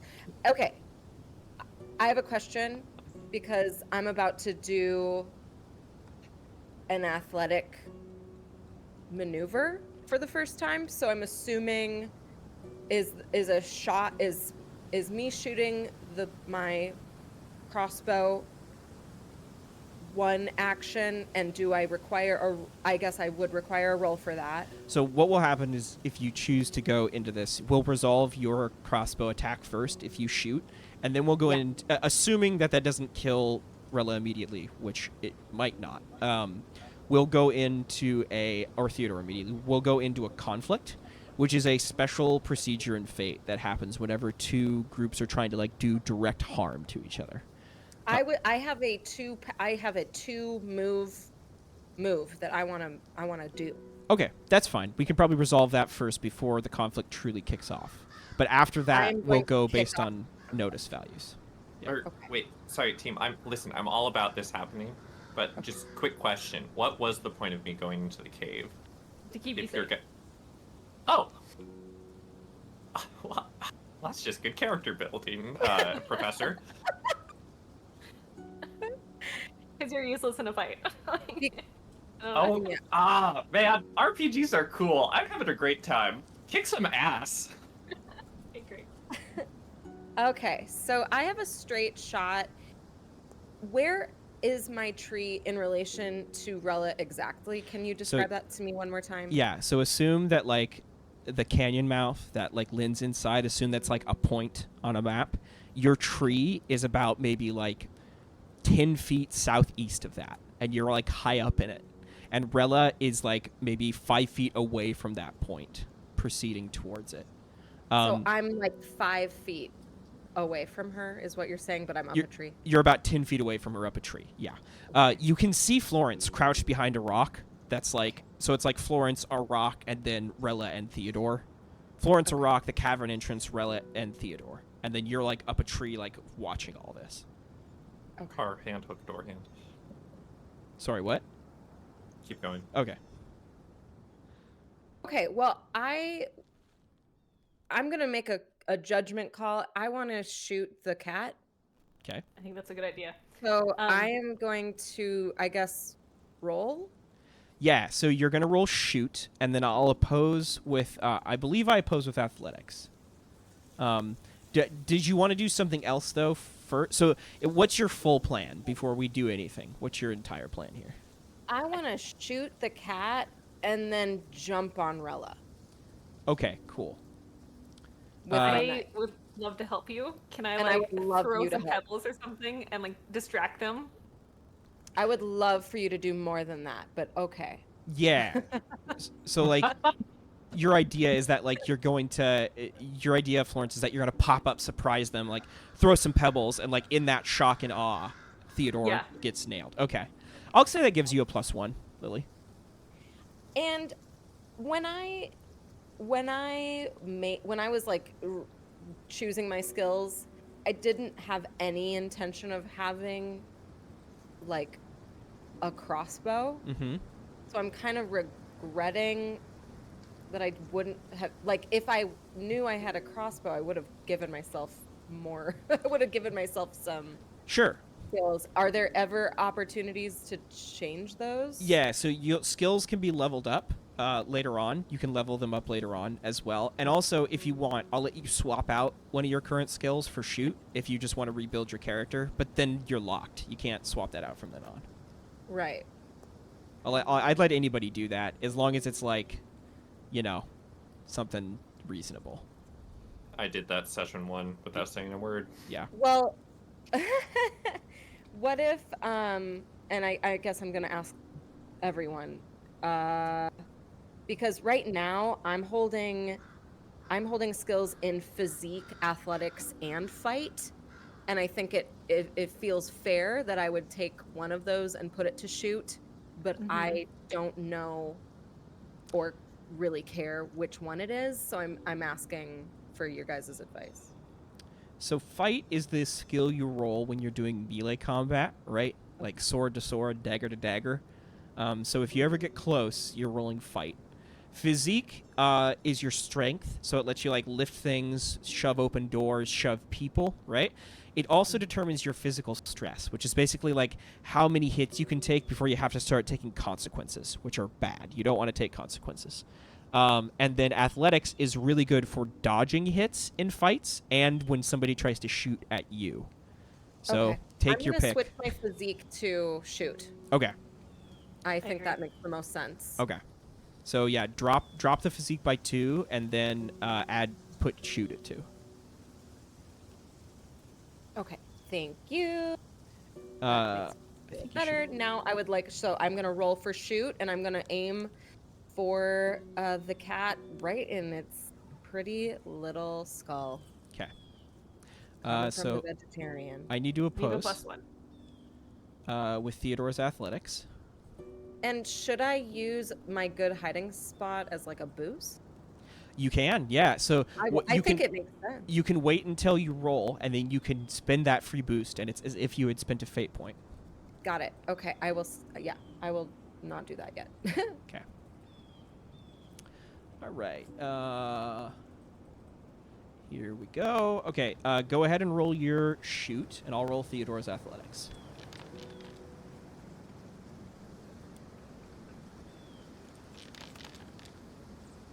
Tie. Whoa. Okay. Oh, man. So you can succeed if you use that aspect, but then I could use the aspect as well. Wait, she has a +1 from me helping her. She does. You're right. So you're actually winning. Let me see here.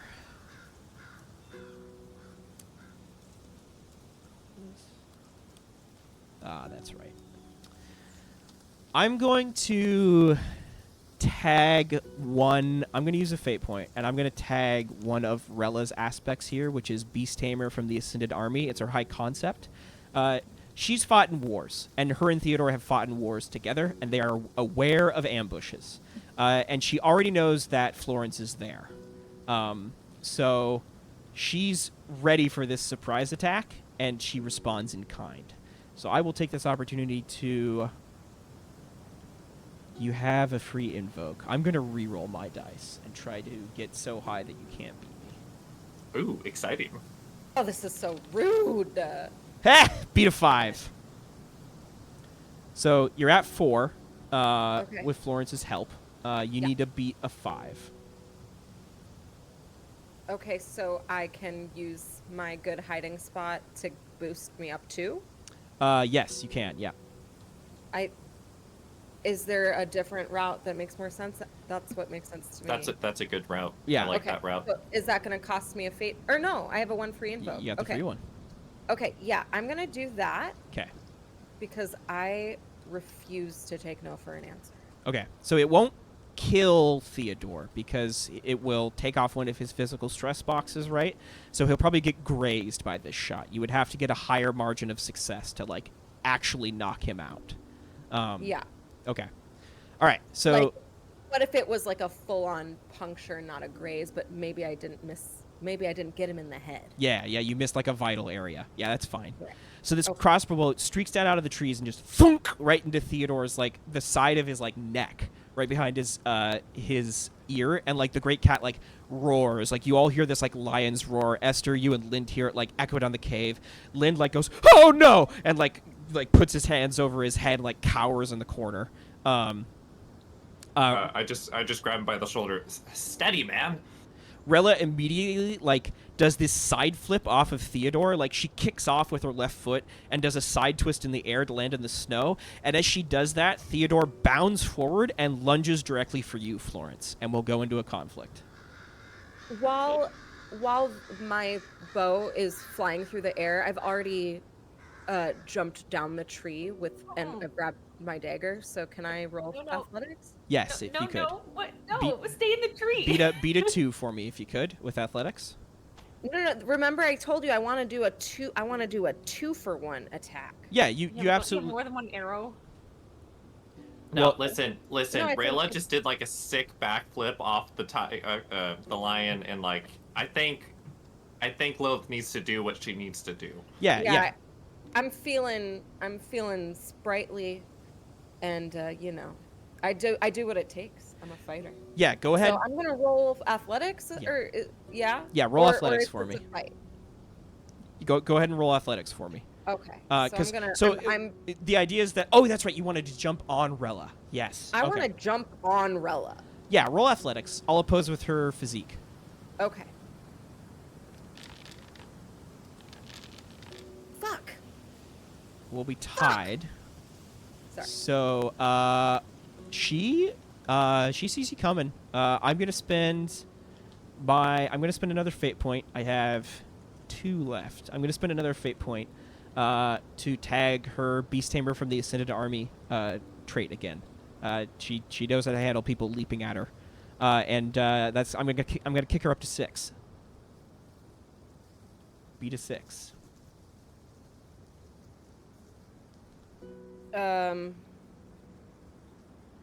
Reroll. If you gotta spend a fate point and tag an aspect if you want. I mean, I do what it takes. I'm a fighter. I'm a survivor. There you go. How does doing I guess this is doing what it takes, huh? Yeah. Okay, go ahead. Yeah, 100. Okay. So let me spend a fate point, and then let me reroll. Ooh. Well, that's not good. Want to tag any other fate points? Take any other Let aspects with fate points? me see. Are we letting it Where stand? is Lind currently? Is he still like in the depths of the Oh canyon? yeah, he's in the depths of the canyon. He's not coming out. Okay. I don't know if we're going to be that helpful in this fight, TBH. Which was the plan, I suppose.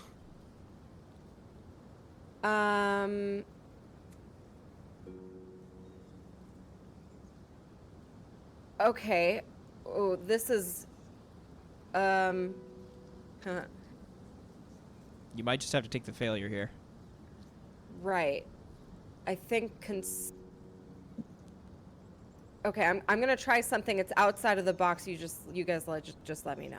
Okay. Okay. What if I were to utilize our Catherine's secret exposed and blurt something out, like, this whole business is not what you think it is. Let me explain.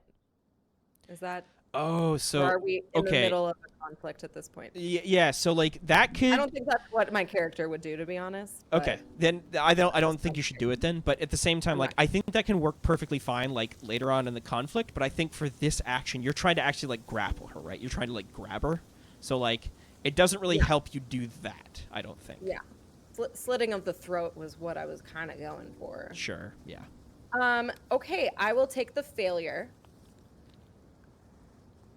Okay. So you leap down out of the tree and you like go for Ella and you hit her like a cannonball coming out of a cannon, and you both get knocked to the snow, like poof, right? She's like, ah, and then you like grab her by the shoulders and you hold her down, and she does this weird thing where she like hits the side of your wrist so hard that it knocks your hand off of hers, off of her shoulder, and then she twists in a weird way and comes back and just elbows you in the side of the head. And you like see stars for a second, and she shoves you off of her, and she rolls about. Her animal fur is getting covered in snow as she like rolls backward and then kips up. Like throwing her feet forward and leaping to her feet. She immediately has these 2 daggers in her hands, and she's ready. Okay, now we'll go into a conflict. So I need everybody to give me their notice values, and then we descend from highest to lowest in order of notice. Esther, I'm a one. you're included. Yeah. I'm 1. Okay. Yeah, I'm a 1. 1-1. Esther, what's your notice? 2? Yeah. Oh, you don't roll it. It's just Oh, the static. sorry, yes, it's just the 2, static yes. bonus. Yeah. Okay. 2. Hello. It's me too. Okay. All right. Rella is also a 2, and then Theodore is a 3. So Theodore is going to go first. So Theodore bounds across the snow, heading right for you, Florence. He like lunges over the rock outcropping that you're hiding behind, and you see this full force of this lion come bearing down on you. So I need you to roll athletics as we defend against fight here. Great. There we go. Can I help her? I don't think so. No. Okay. Okay. Here we go. Okay, Did you take I her rolled a arthritis 2. medicine? So, do you want to let that stand, Florence, or do you want to spend any fate points? I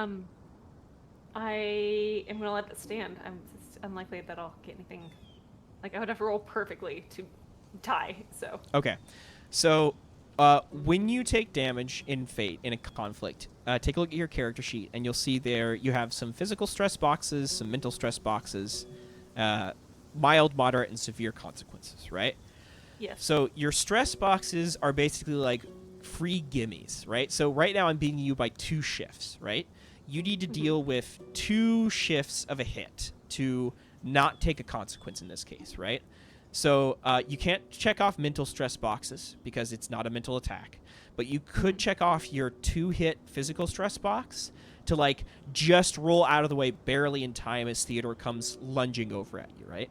Now, if I were to hit you with a 2-shift hit again, you'd have to pick between hitting using up your 3-shift box, right? Because you don't have your 2 anymore, or taking a consequence that's equal to the amount of shifts you took.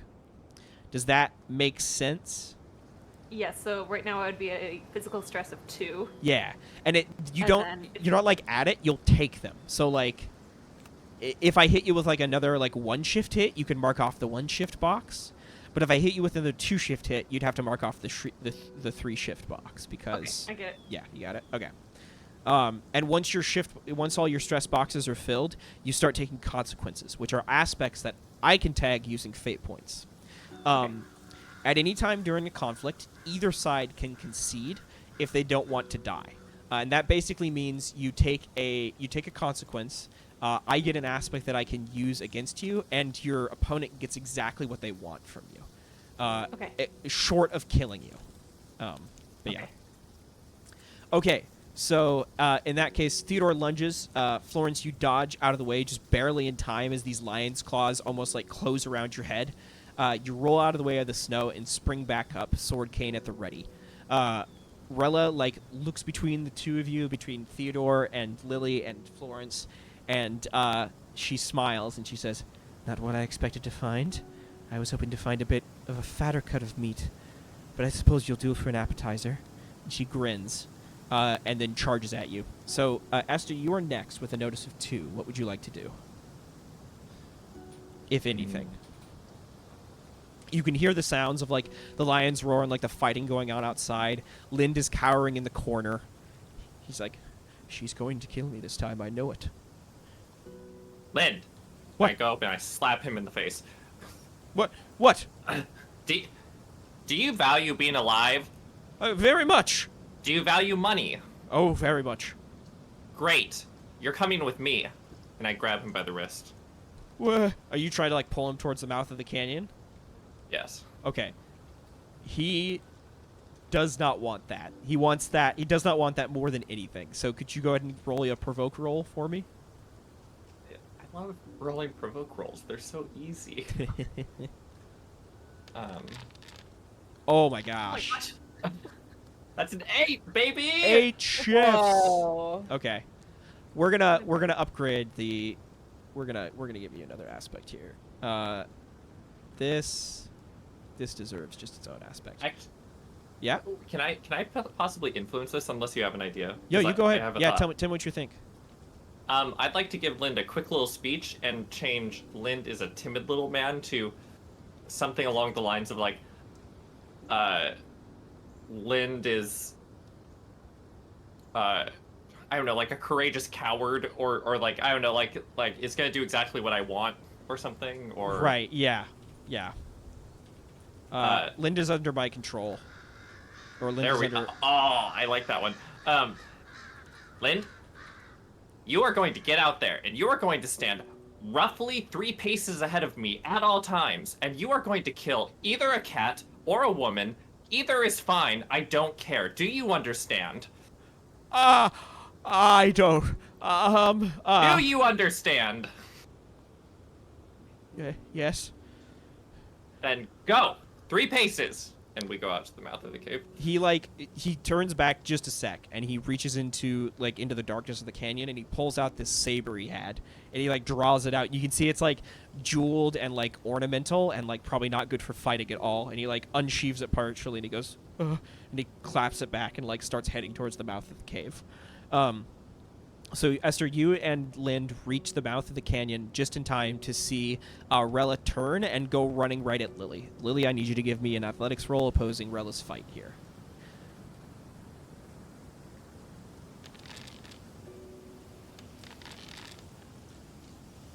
Okay, that's a 1-shift hit against you, unless you want to spend any fate points or anything.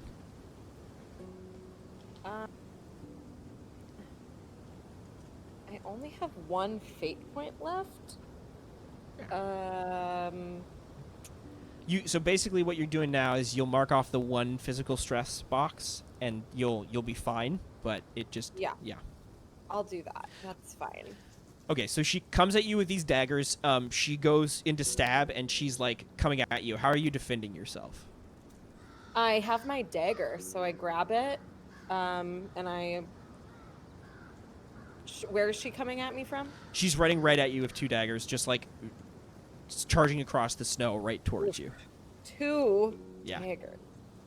In the coolest pose possible. You know... That's intimidating. I'm gonna grab my crossbow again. Do I have another arrow? You do. You have more bolts, but how are you defending against this specific attack? I'm just asking for some fictional description. You're already successfully defended, kind of. Well, not really, because you took some stress, but so the idea here is that you just barely stopped her from delivering a critical blow. I'm gonna roll out of the way and kick some snow in her face. Okay, yeah, you roll out of the way. She comes at you. You feel the air of the dagger as it passes through your cloak and cuts part of your cloak, and then the snow gets kicked in Rella's face, and she shakes her head and wipes it off and gives you this wide grin. Mark off your 1 physical stress box, because see, you rolled a 3 and I rolled a 4, so I got 1 above. So you gotta deal with that, and then you just barely duck out of the way. All right, now we are down to Lilith and Florence. You 2 can decide the order you go in. You can go in any order you want. Florence, Theodore is right next to you. You can see Rella fighting with Lily. Just right there. They're parrying each other in the daggers. Lily's rolling out of the way in the snow. And you look over to the canyon entrance, and you can see Lind emerging with his saber partially drawn, and Ester behind him. And Lind's got this look of cowardly determination on his face. He looks sick to his stomach. This poor man. Great. Lily, I think you should go first. Really? I'm kind of busy. I will. Rolling out of the way. But I'll that's fine. What do I do? So Attack. you can attack Rella, right? You can fight back against her, or you can try to do something else, right? You can do It definitely makes- anything, but Yeah, it definitely makes sense that I would, I would like to. What is her? I wish I had her stat sheet, but Yeah, I guess that's not the that's point. kind of the point. You don't. Right. You One know, I trick feel you that can same way in real life all the time. one trick you can use is you can see in the chat log stuff I've already rolled, so you can look and Right. see like, oh, okay, so when she fights me, she's got a +3. Right? I mean, my ego has deflated a bit. I was feeling adventurous. I now understand what I'm up against, which is, but I'm also I'm in a state of panic at this point. So Yeah, I think it's starting to dawn on you that you're facing an actual soldier in live combat. absolutely, yeah. So I will.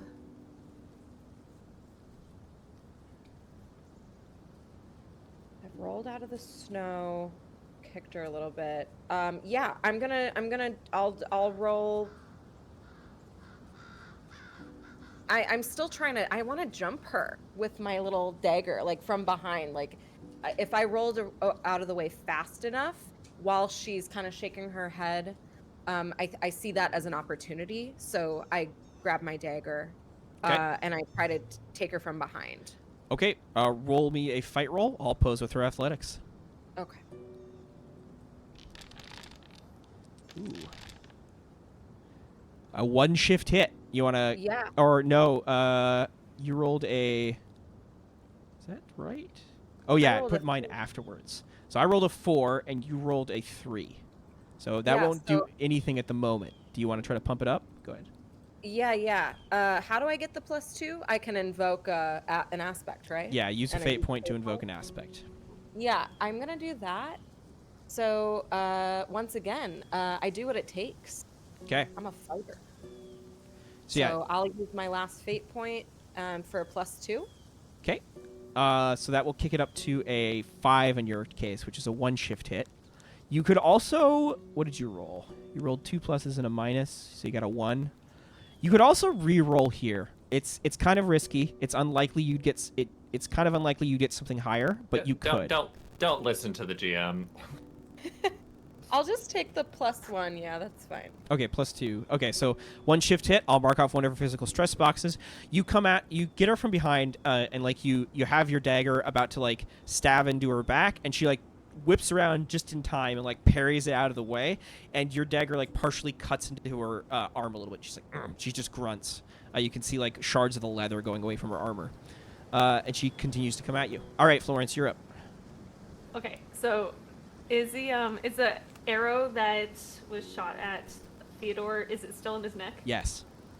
Okay, so when he comes at me next, I want to try and grab it and rip it out. Perfect. Oh my God. I like this. Okay. Don't break my arrow. What role is that? What role would you say that is? Because I'm thinking fight works, but Resourcefulness? physique also makes sense. Resources is for money. Oh, that is no. Physique would be fine. Yeah. Okay, I think physique's fine. Yes? Yeah. Yeah. Okay. Sounds good. So I'm trying to grab the arrow with one hand, and I have the my sword in my dominant hand, and I'm gonna try and rip it out. Okay. And yeah. Cool. All right. I'm gonna pose with his athletics, Okay. and we'll go from there. Ooh. Oh, jolly. I'm so good at this. Oh my god. Oh no. Okay. So I succeeded with style. Now? Yeah, you did. So here's what's gonna happen. You go for the arrow, and Yeah. Theodore. Bites my arm off. No, that's a consequence. That's too crazy. You go for the arrow, and like you get a hand around it, and you have your sword cane in the other hand, and you're about to like rip the arrow out, and then Theodore turns with you, so like he's turning in such a way where he's not tugging against the arrow, and he reaches a paw up and just bats your arm down where that's holding your sword cane and knocks your sword cane out of your hand and disarms you. Whoops. Okay. Okay. So I'm gonna add a aspect that I get to invoke for free. Call it disarm.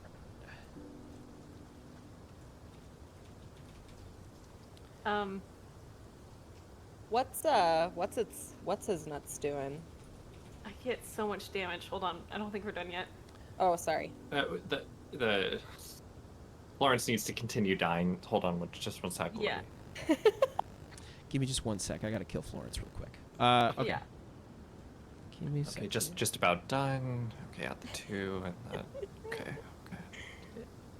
Add it. There we go.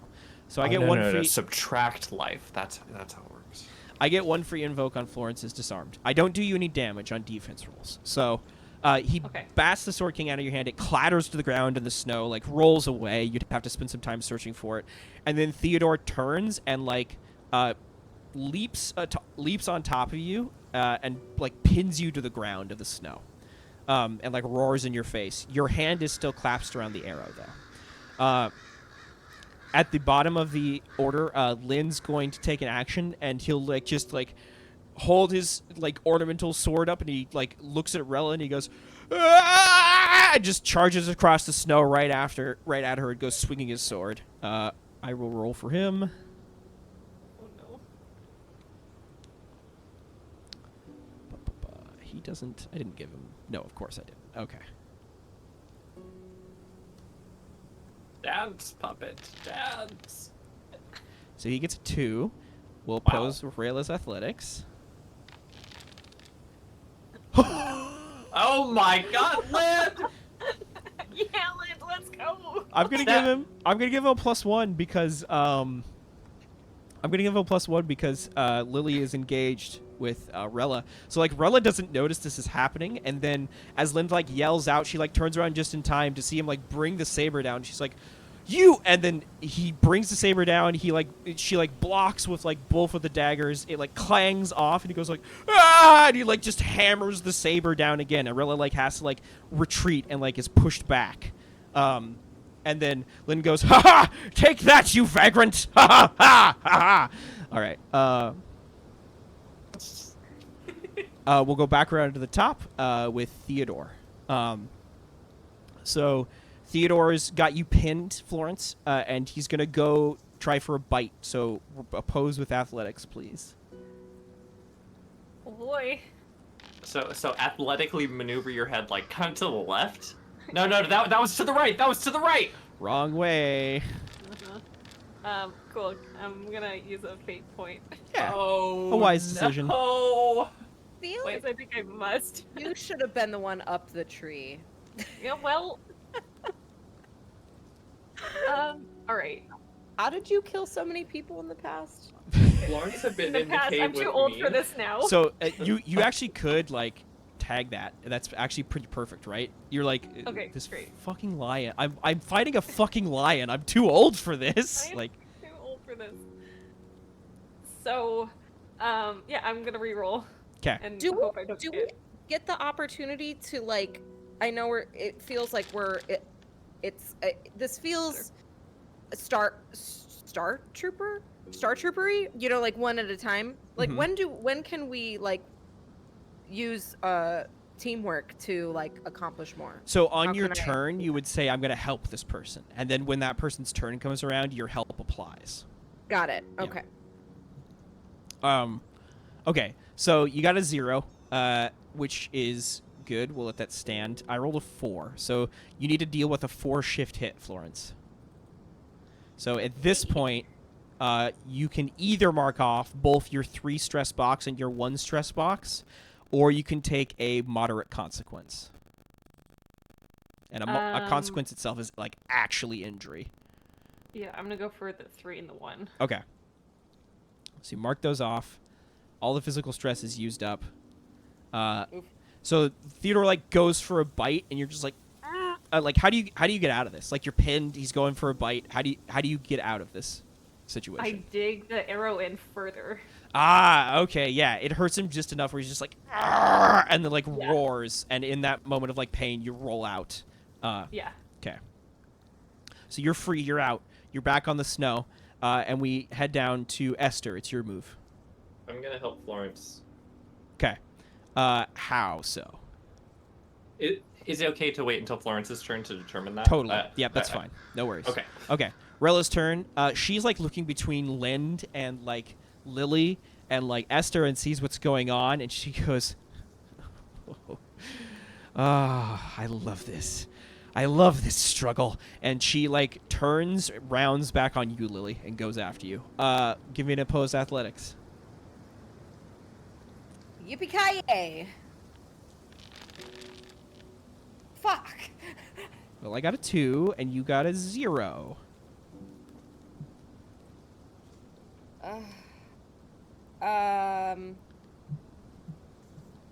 Man, did you roll? Wow, that's a lot of minuses. A reroll would probably really help you if you could. Yeah, okay, how do I reroll? Aren't you out of fate points? You're out of fate points, so you can't. I'm out of fate points. Okay. So we are losing this fight. So you have a 2 shift hit. So you can mark off your last physical stress box here. Okay. And then we'll be good. So she comes at you. Her assault is furious and unrelenting. She just like clangs, ding, ding, ding, ding, ding. We can hear like the clang of the daggers against the dagger echoing across the snowy mountain passes. Lynn's like looking between Rella and like Lily, and I think he's starting to realize that he's suddenly like gone against the cult, and like that fact is dawning on him, and he's paling. But at the same time, he's just like, "But this is our way. This is what I'm supposed to do." And then he just like charges back at Rella. Okay. Lily. Yes, Lily or Florence, you're up. Well, I can go.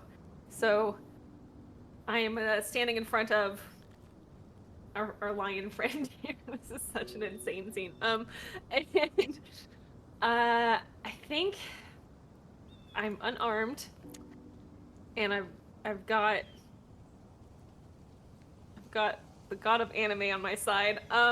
Can the way I helped simply be throw the cane sword back to Florence? Oh, that's so cool. You know what? I think on that case, to get rid of the aspect, you have to make a roll. So on your turn, let's say that you can make a notice roll to find the cane and throw it back. It will be hard. Let's say beat a 2. Yes, chef. Let's see here.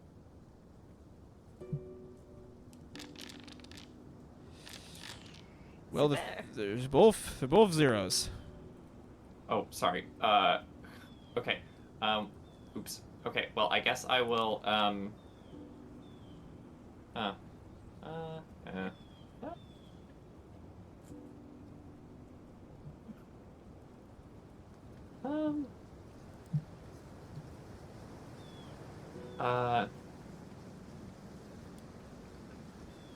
I say something like, Lind, hand me that stick? What? What?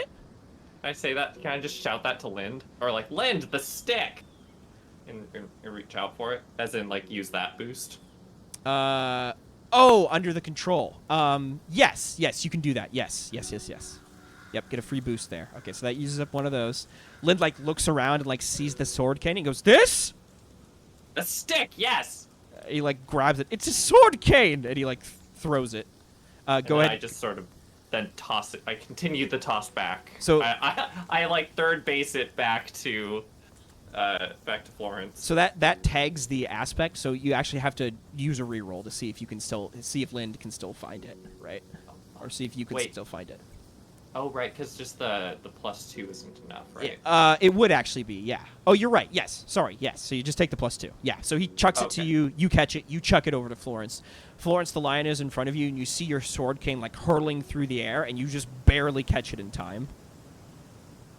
Great. Thank God it still had the sheath on. We love that, and I it looks cooler if it still has the sheath on. It looks amazing. And I guess I could like try and feint to one side and try to like unbalance the lion, although it probably has like the most amazing balance ever, but it is snowy out. You could also realize that like fighting a lion one-on-one doesn't really go well and like try something else. Like you don't have to, take the problem that's in front of you, right? You can run, right? You can always run and like try to like deal with another problem or, Professor, kill Rayla, the lion dies. Does Rayla react to Esther yelling that? She like turns and like glances back at Esther and gives a glare and then keeps fighting. But you remember, you did understand that before, Florence, that Rayla is linked to Theodore. So like they do have this like associated bond.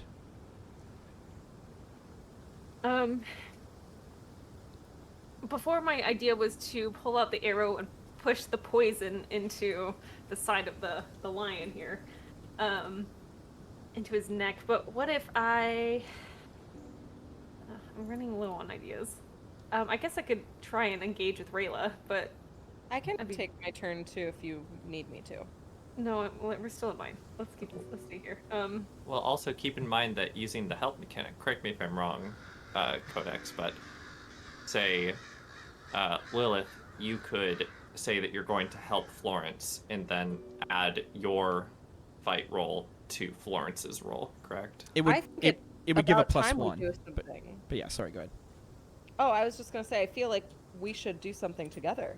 Yeah, so there's a couple of ways you can do this, actually. You could just help, which gives a plus one, or you could use your turn to do what's called create an advantage, which creates an aspect with a free invoke that can then be used by a person on their turn, right?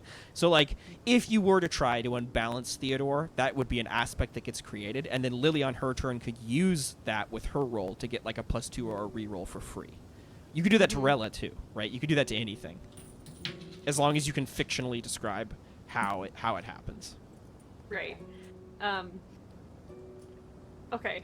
I do like the unbalancing idea. So I think I'm gonna try to abandon my fight with Theodore and try to distract Rella again and just kind of onslaught her. Okay, so you like shuffle your feet a bit. Theodore like does the cat thing where like he dodges to the side and like he's ready to come after you, and then you like turn and just run back towards Rella's fight, and Theodore comes like running behind you. Yep. And you get up to Rella. So how are you going to unbalance her? I want to tackle her to the ground. Okay, and this is supposed to create an advantage, right? Yes. Okay, so that's going to be physique, I believe, and I'll oppose with her Yep. physique. Oh my god. And let's see. Nope, that's it. All right. This is absolutely gonna work. She's got really good physique. I know. Oh god. You know. You Florence faced is all it, ideas, so. and none of the execution. Just only ideas. I got hot rolls. So like, do I trip and then like the lion goes soaring over me? No, you failed to create an advantage. Okay. So like you go charging for her and she just sees you coming and just like jukes out of the way. She like twists and you leap and like hit the snow, and she turns and faces you down. Lily, you're up. Oh. Oh god. Okay.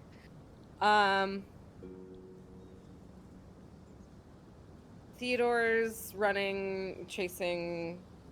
He's headed your way. What is Lynn doing? Lind is still there. He's still like swinging the saber around. He's still going after Rella. We could potentially use Lind as an invoke, I think, to add to your role if you're trying to fight. Lind is under Esther's control, so yes, you could use that to your advantage. Yeah. You also have use to the terrain, which you got from tracking. So like you could use the terrain to your advantage as well. You could also start to use Catherine's secret, right? If that's what you think your character would do. You don't have any fate points left, so you can't tag a selection of illusory powders, but you know. Okay. Those free invokes are pretty good. Yeah, they're really good. You're saying I can still use the free? Yes. Yes. Invokes? Yeah, Okay. the whole point of them being free is that you don't have to spend a fate point.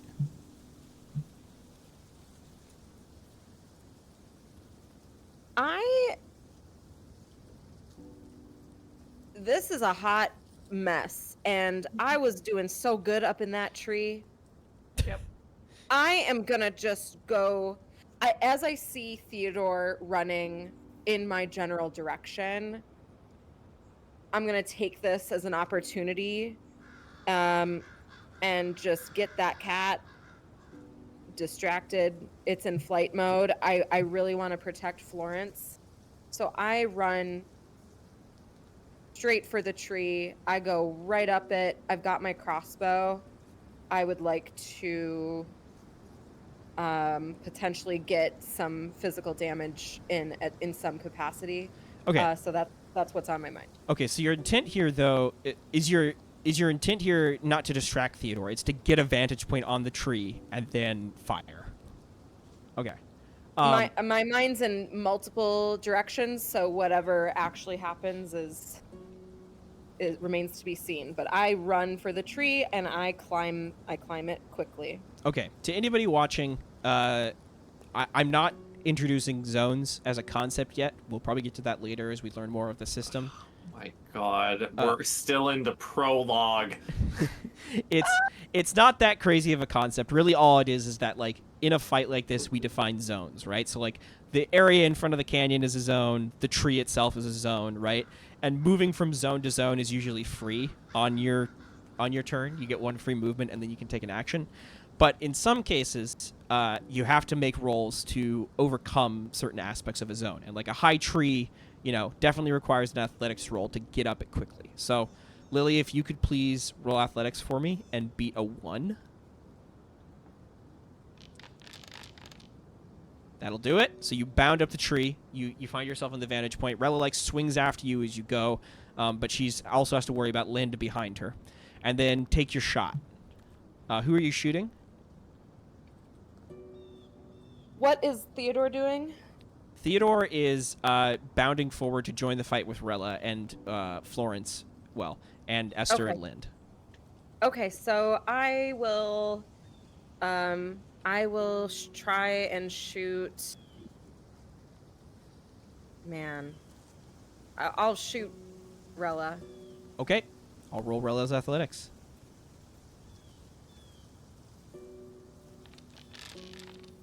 Ooh. Oh, we tied. Okay. Whoa. Do you want... So when you tie, you get a boost, which basically just means we create another aspect that you can tag later. Or do you want to try to tag one of these free ones to get more points? If you use the terrain, which I think is very applicable. Yeah, that makes sense. Mm-hmm. That is the one for me. Okay, do you want a +2 or you want to reroll?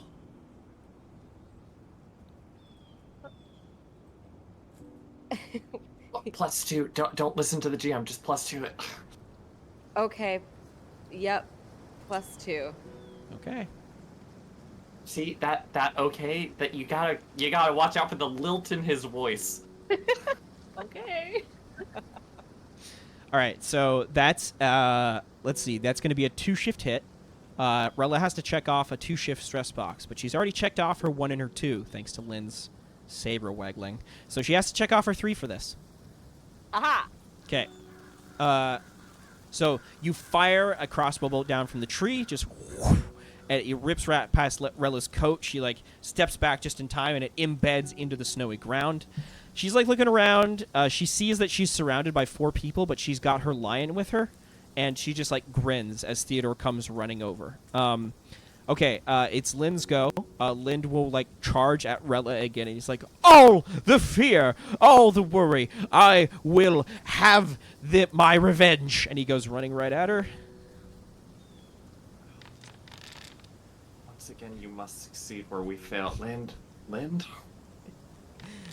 Oh, Lind. It's a one-hit wonder. You know, No. Lind, that wouldn't have even been that hard, Lind actually. Wow. Oh! He can't do it. He can't do it. Rella easily just, like, steps out of the way. Is that a... No, she didn't succeed with style. Okay, so she can't deal with him yet. All right, we'll go back around to the top. Theodore's up. Theodore, like, charges forward. He sees several targets, but Rella is commanding him now, and so she, like, whips her head around and sees Lind there, and she just, like, points a finger right at Lind, and Theodore goes bounding for him. Lind screams as the lion bears down on him. Oh, Theodore, what are you doing? The snow. Oh, okay, never mind. It's rough. Lind rolled real Oh, bad. no. Wow. What? Wait, can I make Lind use an invoke? He... No, you can't. Okay.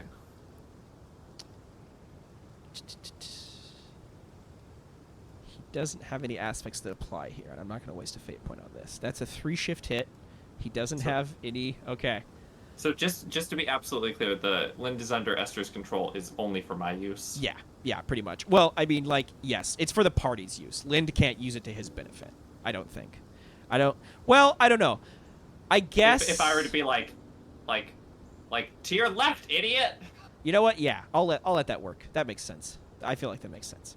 The using aspects is kind of like nebulous for a reason, so I'll let that work. Okay, so that's the last boost there.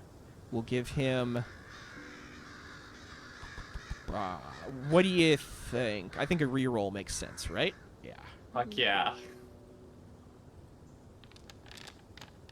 Okay. Oh! Lynn barely dodges out of the way as Theodore goes sailing over him. He's like, I don't want to die! Okay, cool. I'm actually really invested in Lind now. It swings back around. Theodore went. It's now Ester, your move.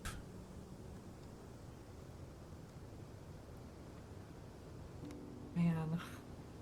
So Theodore just jumped over Lynn's head as Lynn like barely ducked out of the way. Florence is like on the other side of Theodore, like in the snow, crouched, ready for her next action. You're standing there watching this all happen. Rella is turning around, her eyes like focused on Theodore now, and you notice she's starting to like shift her gaze over in your direction as well. Mm-hmm.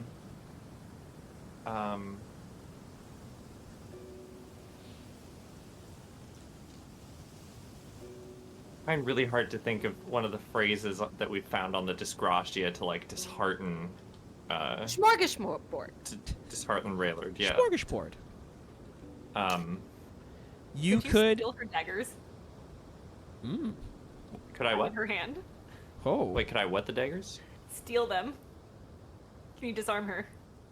Can I run into the melee and disarm her? Oh, it just doesn't feel like something I would do, but Can you choke her out? I just don't think that's gonna work. I'm You're- pretty sure I have a 0. Can you, like, tie her hands behind her back or something? Well, sorry. I guess what I'm saying is, here, team, help me ideate here. I'm trying to like in some way discourage her based on her like religious beliefs, which Yeah. that's a wild thing to say, but that's what I'm trying to do here. And I'm looking at these phrases like the way things ought to be, the way things are, or like struggle, or fellow strugglers, the blessing, the inner turmoil within ourselves, aligned with the struggle. Wait, who has the magic potions that created the fake fire? Me. We gotta use that. We definitely have to use that. And honestly, Okay. I had an idea and then I forgot about it. Great. And thank you for reminding me. But it So It's not- so in that case, can I like just grab? Sorry, is it a pouch, Lilith, that you have that has all your stuff in it? oh, I'll tell you what. If you spend a fate point, Esther, you can create the story detail that pouch fell off of Lily while she was tussling in the snow. So Oh like my the potion, God. the potions are down near you. my herbs. Well, no, your herb pouch is still with you, but like just for the My drugs. my drugs. Okay. Yes, then I would like to do that and then grab. Sorry, is it like a liquid in a container that made the big? It's a powder, and it doesn't. So the trick here, before you spend the fate point, let me be perfectly clear. It's a powder that you throw into fire to change the colors of it.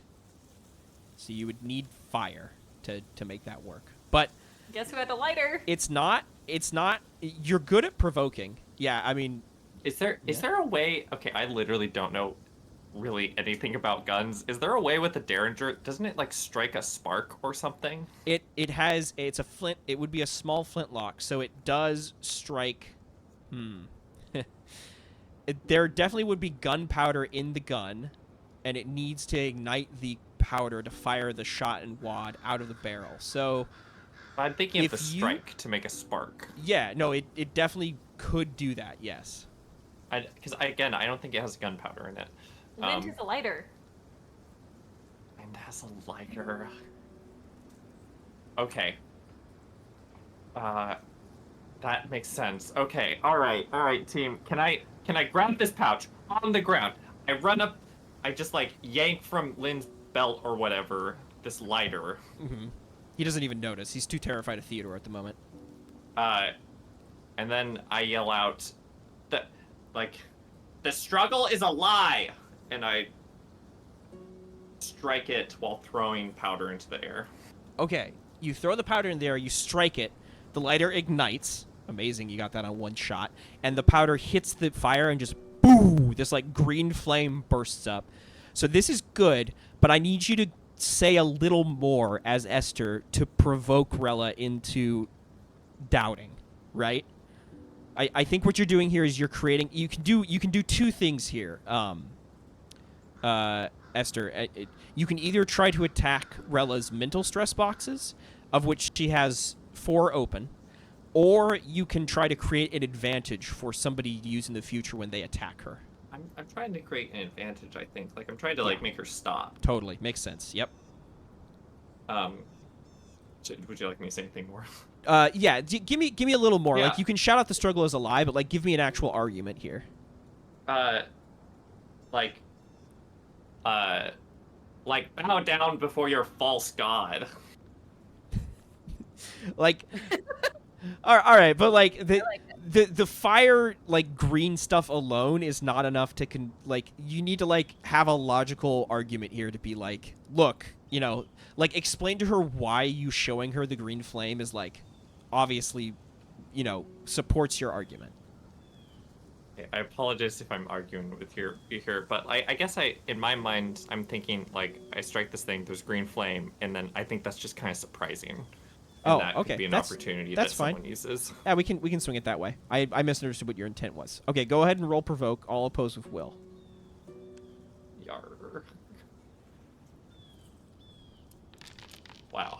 Wow. Oh, shit. Yeah. Well, Wow. Willa does have a good will, but it's not that good. All right. So that's success with style, which means you create a thingamajig here. You create an aspect, and it gets 2 free invokes. So I'm going to give Rella the aspect.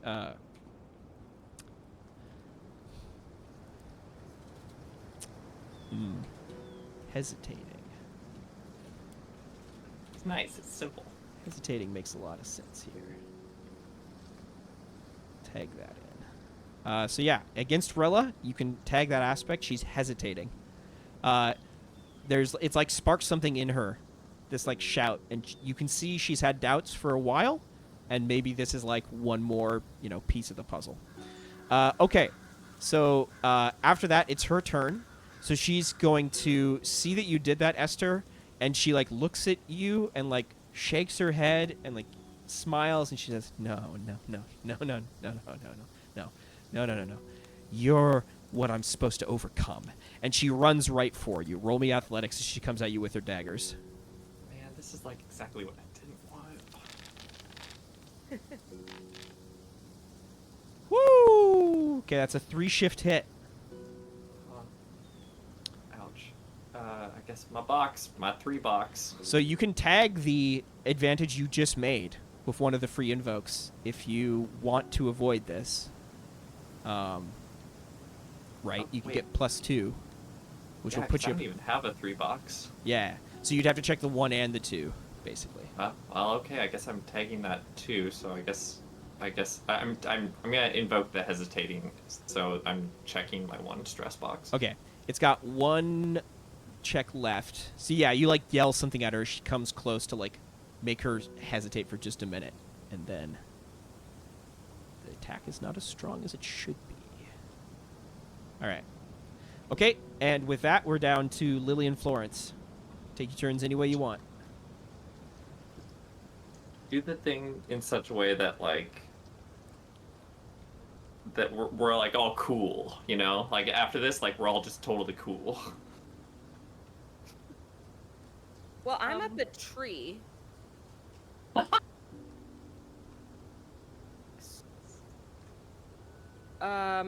Is there anything I can do to be helpful to either of you?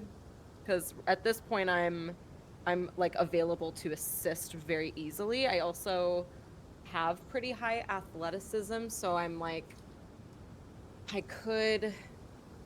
Oof. I think from like a strategy perspective, correct me. I mean, I think we need to pile on a number as high as possible onto. I think actually either Rayla or Theodore would do. Theodore doing What's Rayla? He's in the snow. He's getting ready for it to pounce on his next target, whoever that might be. So we just need like a really high number on one of them. So anything that can use as many invokes as possible and possibly someone else's help to get a +1.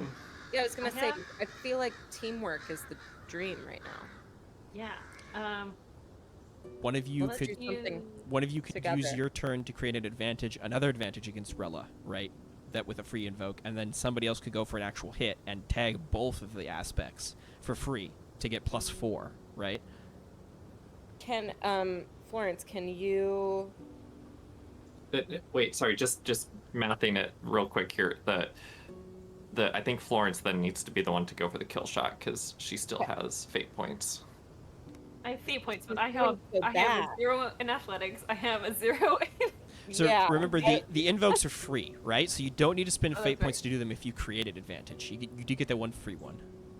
So I guess what I'm saying is like Lilith could create another advantage, and then we get more numbers via your fate points, so that we can get like a +6 or a +8 or whatever on your turn. On my Florence, turn? on Florence's turn. But Florence is like, I'm the one that has like the high athletics. It's true. And I the think I should make the advantage for you. I Okay. yeah, I think that's what makes sense to me too. Okay.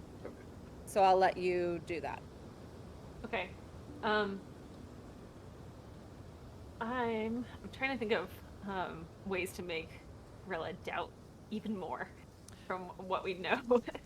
Right. And like what else? Sometimes it's as simple as like getting in their heads, right? And just saying the truth. Yeah. And I'm looking at my notes from previous turns because I don't remember everything we found out the last time. We have. So you have 2 free invokes actually to invoke doubts, right? You know Catherine's secret exposed, and you also know this Disgracia's business is bullshit, right? You know the academic reason behind the god's name. That's true. I could remove my mask. You That would be could. Whoa. I don't think I should though. No, that's different. That was like. I like where your heads go. Actually, could be Dramatic. really cool. I don't know. I don't think so. Okay. Okay. Yeah. Good. Right. So I think we need to go for, I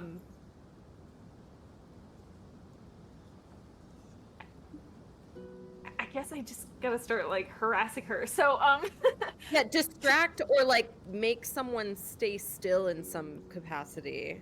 Welcome to the belittling club. And okay, so Florence is like, she's like, you know, just standing there, and she looks at Rilla, and she's like, "Have you ever wondered, or have you ever doubted, Catherine? Have you ever wondered, you know, all the show and tell with the flames and the colors, and we just proved to you that we can make it easily in a fight in the mountains." And you know, she's still like on her toes, right, waiting for someone to attack her, Mhm. but she's like, Don't you remember her?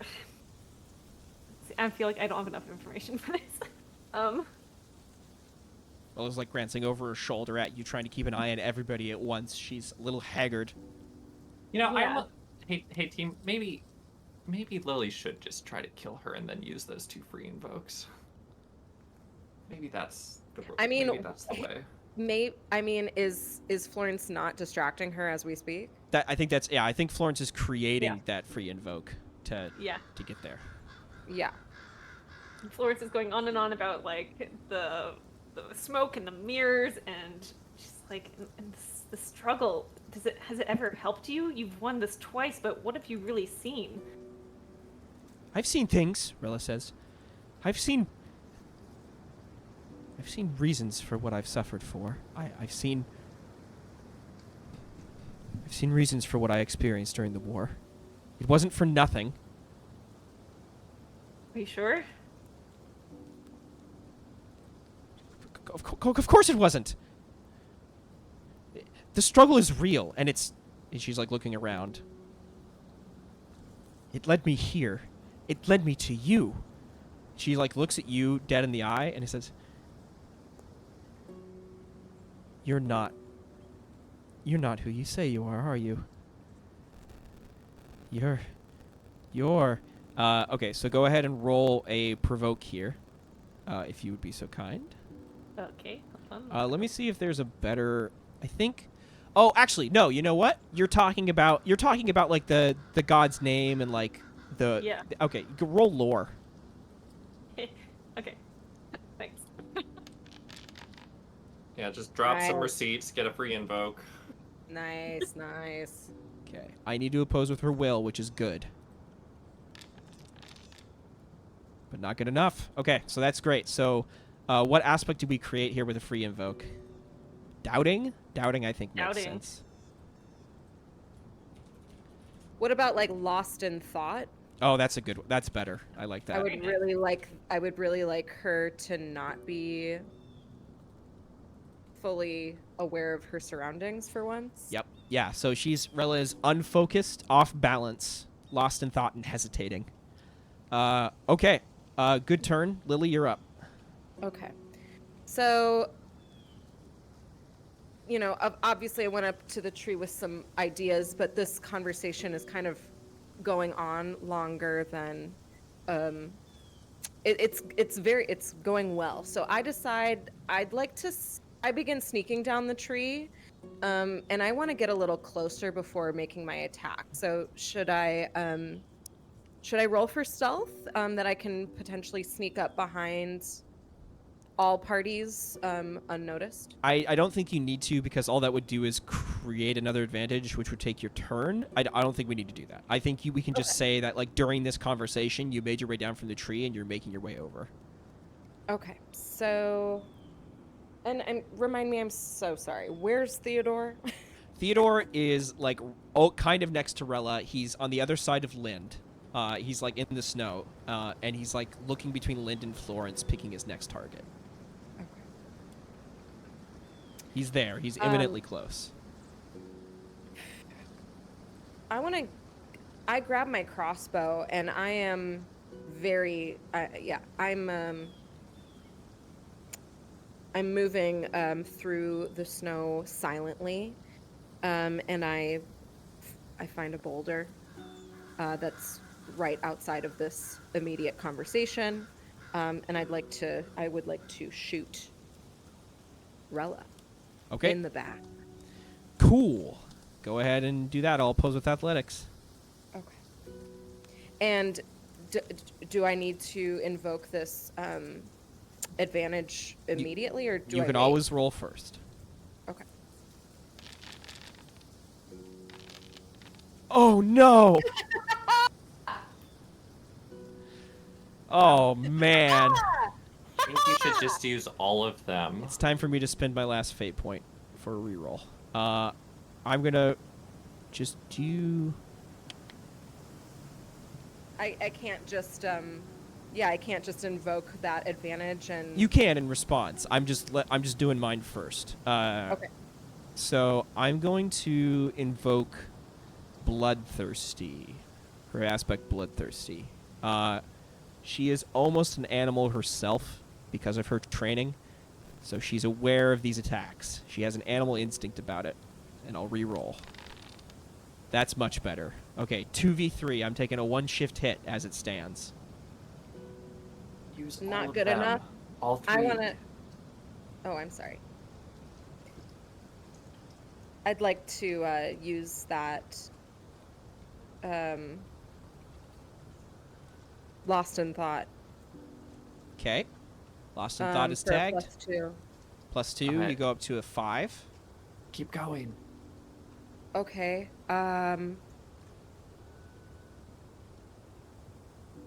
He's hesitating. So that's What? that's a 3 shift hit. Use hesitating. Yes, that. Okay, you tag hesitating, so you go up to what is it? 3-7 total. So that's a Use- 5 shift hit. Use we know this Disgracia business is bullshit. Yeah, We need that with Catherine. I mean, Catherine knows it's bullshit too. Oh, you should do our cover is falling apart. No, Or is that theirs? that doesn't apply. I don't think that applies. I don't think we know this Disgracia business is bullshit applies here because that's not gonna shooting somebody. That's not gonna directly apply. You know. Mhm. You're at a 5 shift hit now. 7v2. It's probably enough, right? Is it enough? Is that a six? How much is it to succeed with style? You're already succeeding with style. You need to get 3 shifts above what I roll. So, I'd say that's a pretty substantial injury, all things considered, right? Yeah. Yeah. Yeah. Enough to get her the relic, perhaps, or dead, perhaps. I mean, so it depends on what physical stress boxes she has left, right? She has none, right? She has all of them, I think. No. She's lost her 2. You've been dealing damage to her. It's probably enough. It's a good hit. Is this available for me to view? No. Okay, no worries. I know I said that earlier, but I'm just asking if you want to let your roll stand at 7v2. Like you can pump it up more if you can think of ways to spend fate points, or use free invokes. I can't see any of those applying. I can't either, and I'm Lily. I'm not smart enough anyway. Okay. All right. So I'm just gonna take the win. So. And I shot her in the back with a crossbow. Yeah. So Oof. Lily, in this moment, is your desire here to end Rella's life, or is your desire to incapacitate her to the point where she can't fight? I'm feeling bloodthirsty. I'm going for the heart. Okay. So Rella's like looking around, like trying to figure out where to go next. She's like looking over at Florence, staring her down, and like probably thinking about attacking her. She's confused. Theodore is like by her side, but she doesn't know quite what she's doing. She was overwhelmed. And then this crossbow bolt just blossoms like a flower from the center of her chest. She goes, ugh! She stares down at it in surprise and just falls slowly forward and hits the snow with a soft thump. Theodore, at that point, gives out a loud roar, like a massive yell, and then in pain, like, falls back over on his side and then rolls on his back and, like, rolls around, pawing at his chest as if there's something stuck there he can't get out. Just roaring in pain. And then, after, like, a few moments of that happening, he bounds up, shakes his head, and charges off, like, into the snowfield mountains. Congrats. What does Lynn? What does Lynn do? Calm down. Lynn, calm down. Lynn. She's dead. She's dead.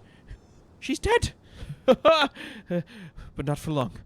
Oh, no, not for long. He looks at all 3 of you and says, "Who are you people?" We'll explain that in a little bit. Help me search her body. Esther, you run your hands through Rella's clothes and cloak, searching through, and you find the 2 daggers. You find a couple of pouches of food stored inside her heavy animal cloak. You find a small wooden doll, like a small like wooden doll with like a blue dress and blonde hair on it, corn silk hair. And you also find what looks to be a key of some sort. It's metal in nature. It has a heart-shaped key end and a odd-looking set of teeth that you notice, like, on the back part of the key, there's, like, a button and, like, a dial you can fiddle with to adjust the teeth of the front part of the key. So, like, you could stick it into a lock and then turn the dial to, like, adjust the teeth to the tumblers of that particular lock. Your thieving career has led you to recognize this for what it is, a skeleton key. It's used to pick simpler locks, and you can feel the immense power of a relic coming off of it. Do I feel that same power from the doll? No, you don't.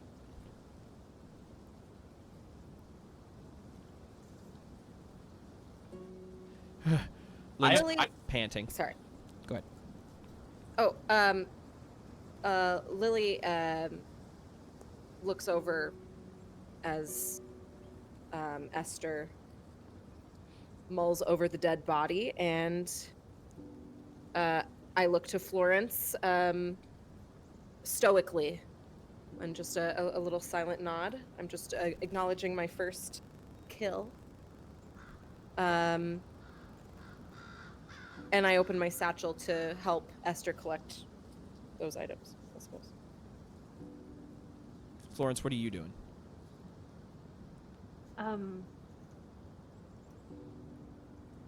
Well,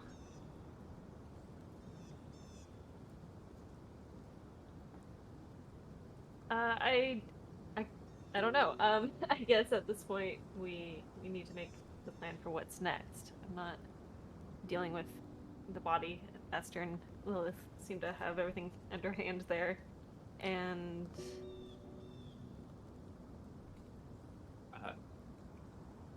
let's have a moment in our brave man's cave. And I walk towards the cave. Lind, like, sheaves the saber. Lily, you're going over the body, helping Ester, load stuff into the sack, and then you start to head off. And then, Lily, you feel this, like, twinge at the back part of your head, and you all turn around slowly to see Rella's ghost pulling itself away from the corpse and rising up out into the snowy mountains. Oh! It stands there, hanging in the air, pale green in color, the moonlight reflecting off of it. You can see Rella's hair, like, floating as if she was underwater as she stands there, hovering above her dead body. It's staring at all of you. I'd like to perform a stunt. Can you remind me how I do that? Yeah, I want to talk to her. You can talk to ghosts. You can just talk to them. Like, you have the ability to speak to them as if they were people, and you can use empathy to sway them to do things for you. Okay. In that case, child, use your talent. Is this hers or Catherine's? Rayla. The ghost slowly turns its head towards you. Rayla, who's... Oh, God, what are they called? I'm so sorry. Yes, thank you. Whose relic is this? Whose does this belong to? Is it yours? She, like, looks down at her hands and looks back up at you. Who am I? She says.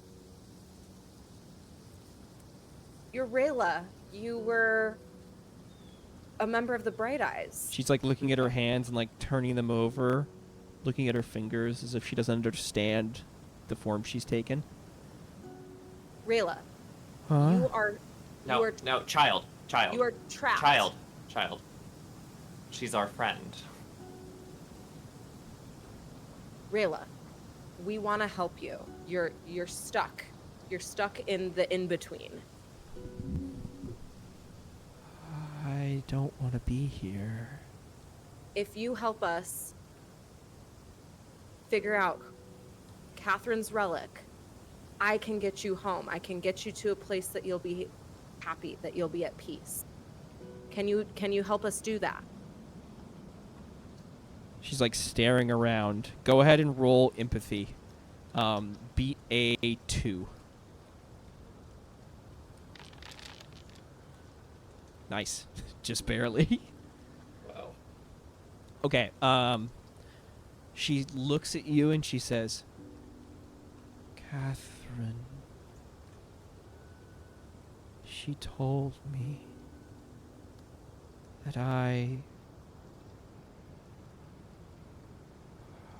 would learn the secrets of the universe with her. She told me I would see things beyond anybody's understanding. She said all the blood on my hands could be washed away. That there was a reason that what I did to those people, that it was good for them.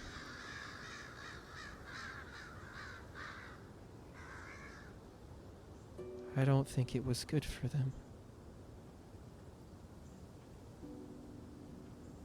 It's okay. It's never too late to do the right thing. We're here to help. Lily takes off her mask and reveals her true... Can I put it back on? Yeah, Actually? you can. Yeah. Okay. I removed my mask. We're here on a secret mission, and we will set everything that you've done wrong. We will set it right. Was there ever a possession or an item that you saw Catherine watching over? Is it this doll? She gives you a slow smile, and then like you see tears welling up in her eyes, and she says, "You'll make it right? You can do that, really?" Yes. I promise. She turns her head slowly and looks at the skeleton key and raises a finger forward and points at it. She says, "She wants everybody to think she hid it in a box. But she said she trusted me with it. Because she knew I would never betray her." Lilith, what about hers? It's a doll, exactly. My daughter's. Not mine. Catherine said she'd bring her back one day. I guess I kind of forgot. Yes. We'll both be together soon. But where's her relic? It's not in the box. Is that what you're telling me? Is this key worthless? The key is the relic of the one we're here for. But I want her relic. I want Rayla's relic as well. No, she says. Don't be stingy. I don't want to come back. Please don't let them bring me back. See, I'm doing her a favor. Is it fair that I'm the only one that can hear ghosts? I thought I was the only one that could talk to, or do I don't know. people hear? We haven't really defined that. I think that makes sense. I think it makes sense that you're the only one who can understand them. Yes. Okay. But I think it's still reasonable, Esther, for you to be saying those things. I just think that you can't have a direct conversation, right? Lily kind of has to translate with you. Okay. So if this isn't Catherine's relic, then No. where is it? Sorry. Just to be clear, that is Catherine's relic. I'm asking where Rayla's relic is. The skeleton key is Catherine's relic. Okay, understood. And then the doll is her daughter's relic? Uh-huh. Okay. Rayla, do you have your own relic for yourself? Is there something I need to keep safe? I kind of give the side eye over to... You'll destroy it, Esther. right? I don't want to come back. I will make sure that you get to your resting place. She pauses for a minute, thinks about it.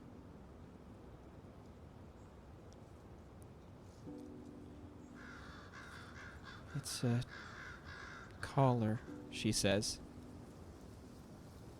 Where is this item? I'm careful not to say it out loud. It's in the relic room, underneath the chalet, Okay. number 16. No, I'm sorry, number 17. Okay. I look to Florence. Florence, is there anything you want me to ask her before she goes? It looks like Oh, she we've won't go. located her relic. She'll stay here. She's gonna float around in the woods. Yeah. Florence, is there any other questions you want me to ask? I kind of do want to know what Rella saw during the last 2 winds. I think she told us that. She vaguely said visions. Right?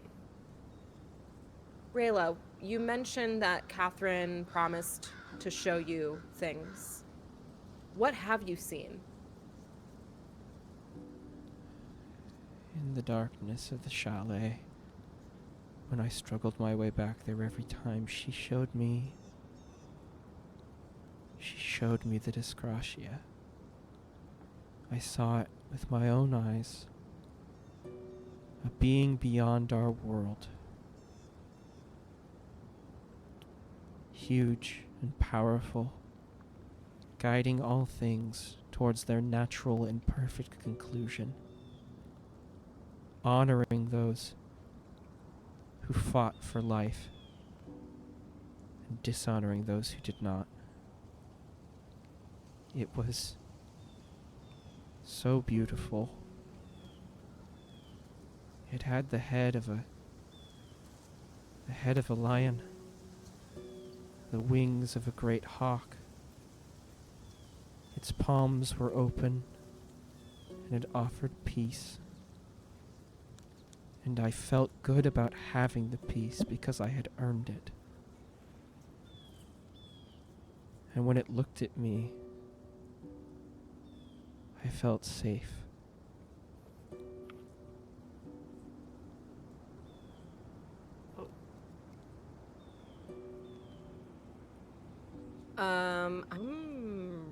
I'm wrapped up. Me too. Yeah. I feel very successful. You back away from Rella's ghost.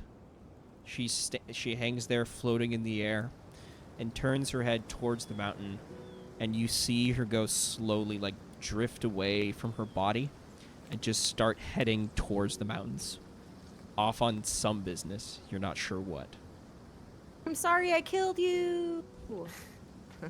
If you had failed the empathy roll, that would have become important. Okay, well, I report, the skeleton key is Catherine's relic. The doll belongs to her daughters, but I do not care to disclose any other information. Oh, except for the lion hawk creature. Oh, well, okay. Well, now I'm going to confront you about it. And her relic. What did she say about her relic? She didn't remember. She didn't remember her relic? Maybe I'm not interested in watching you exploit the relics of the dead. Maybe she helped us out, and maybe we should just respect that. Maybe I'm not interested in providing you house and home. Well, you saw today, I can fend for myself. We'll see about that. And, I think I'm just pissed and walk off. Yeah, I think also you both get fate points because we both retroactively compelled People Are Mine to Use from Ester's sheet, and I Do What It Takes from Lily's sheet. Oh. Dang. Okay. So, I turn to Florence. I hold the skeleton key and dangle it, kind of gloatingly, Oh. if you will. Wait, oh, sorry. I think we need to resolve that too then, in that I think I would pretty immediately be like, the key, and like Right. just hold my hand out. I snatch it back and hand it to Florence. You want to hold on to this, or should I? I can hold on to it. Did you take your arthritis medicine? Oh, yes, Professor, great. Go ahead and take care of this wondrous relic, which you are known to do with your incredible powers. Oh, wait, no, it's me who can do that. Give me the key. Lynn's gotten into his pack, and he's just taking out some smoked fish, and he's just Oh, munching Lynn on it. is here. Yeah, he was just munching on it, watching it happen. I forgot about Lynn. Prior to this conversation, I just realized we were just talking about very sensitive information. I forgot about Lynn. It was. Can we back up 2 He, beats? yeah. I We actually need to kind of deal like with- him knowing. I mean, well, and I like the idea of we could. He definitely is under your control at this moment. So, like, are we gonna let? Should he be in the know? So, Or, like, there, I think if we reach a point, I don't think we have to rewind. If we reach a point where people like notice he's there and like they give him questioning looks, he like has the smoked fish like halfway in his mouth, and he like puts his hands up, like raising them, and he goes, "All right, let's clear the air a bit.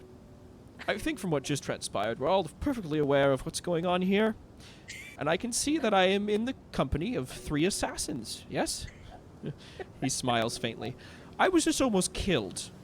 In an attack which I can only believe was sanctioned by a person I've put my trust in for some time." He pauses for a moment, looking at all 3 of you. "So frankly, I don't really care. In fact, at this point, I'm on your side, as long as I don't, get killed. Please don't kill me." Great.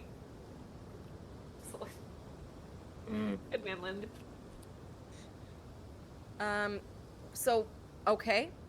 What next? Hey, Lind, you got any information you could help us with? No, Potentially? no, the keys, right now. Right. We're gonna use the key. We're gonna kill Catherine. Does Lind have any information on what would be the next step in? Because we are an hour, maybe 2 hours into a 24-hour Challenge. Right?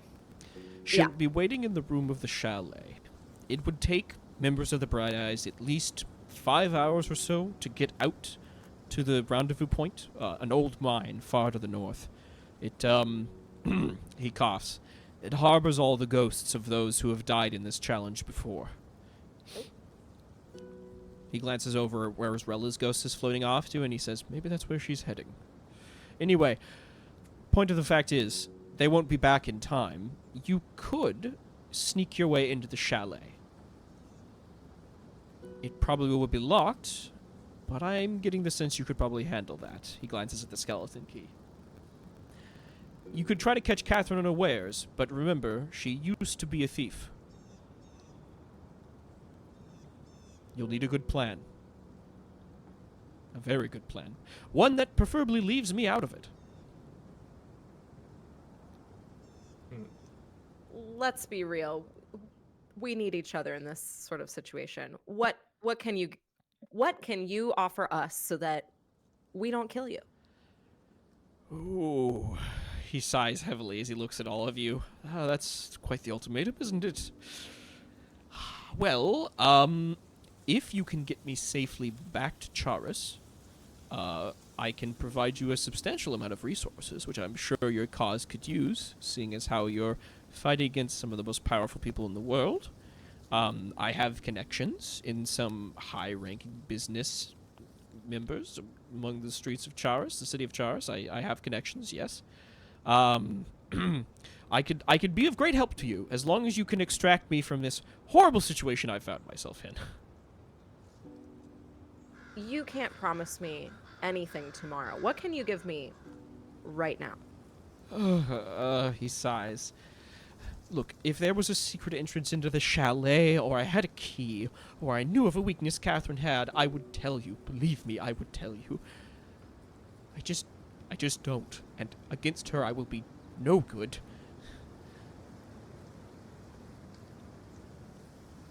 Yeah, I believe him. You sit tight here. He nods. your cave. He nods in agreement. Looks at you, Esther, and says, "Can I have my lighter back?" No. And I seriously, like I'm like standing right in front of you, Florence, and I'm just like holding my hand out. I'm just demanding the key. And I'm not giving it to you because I don't think you're going to help us with the cause. Esther, So- you want these, and I know you have a whole room of them back at the chalet, but this one I have to destroy. You have to destroy? Well, then that's fine. Go ahead and destroy it with your incredible powers, which I am certain you don't have. So you will give me the key, Professor. As agreed upon, I will do my part, and you will do yours. I like kind of squint at you. In truth, I'm this like- is why you brought them there. Sorry. All right. Sorry. Go ahead. All right. And then I'm like,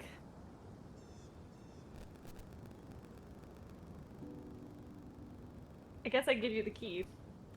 Do you say anything beforehand? No, but as I'm like handing it over and Esther like takes the end of the key, I like tug on it and I'm like looking him like right in the eye and I'm like, I just kind of give you a stare down and then I release it. And while you stare me down, for the first time you see a genuine, delighted grin on my face. Oh, God. Can I roll empathy? Yes, you can. I would really like to find out if Esther can be trusted with this key. So if we're cool with this, you can. Esther defends against this with deceive. If you are lying. Or just if you want to defend against it in general. Can I say whether I'm lying or not? Yeah, you can. I don't know. I mean, I don't know. I just think. I mean, if you want to go into like rolling, I think that's cool. But like. Yeah, we also don't have to. You could just say. You could just tell Lily what she realizes, right? Yeah. I mean. I just want to be absolutely as clear as I can. I am just delighted to have this artifact, and I'm not lying.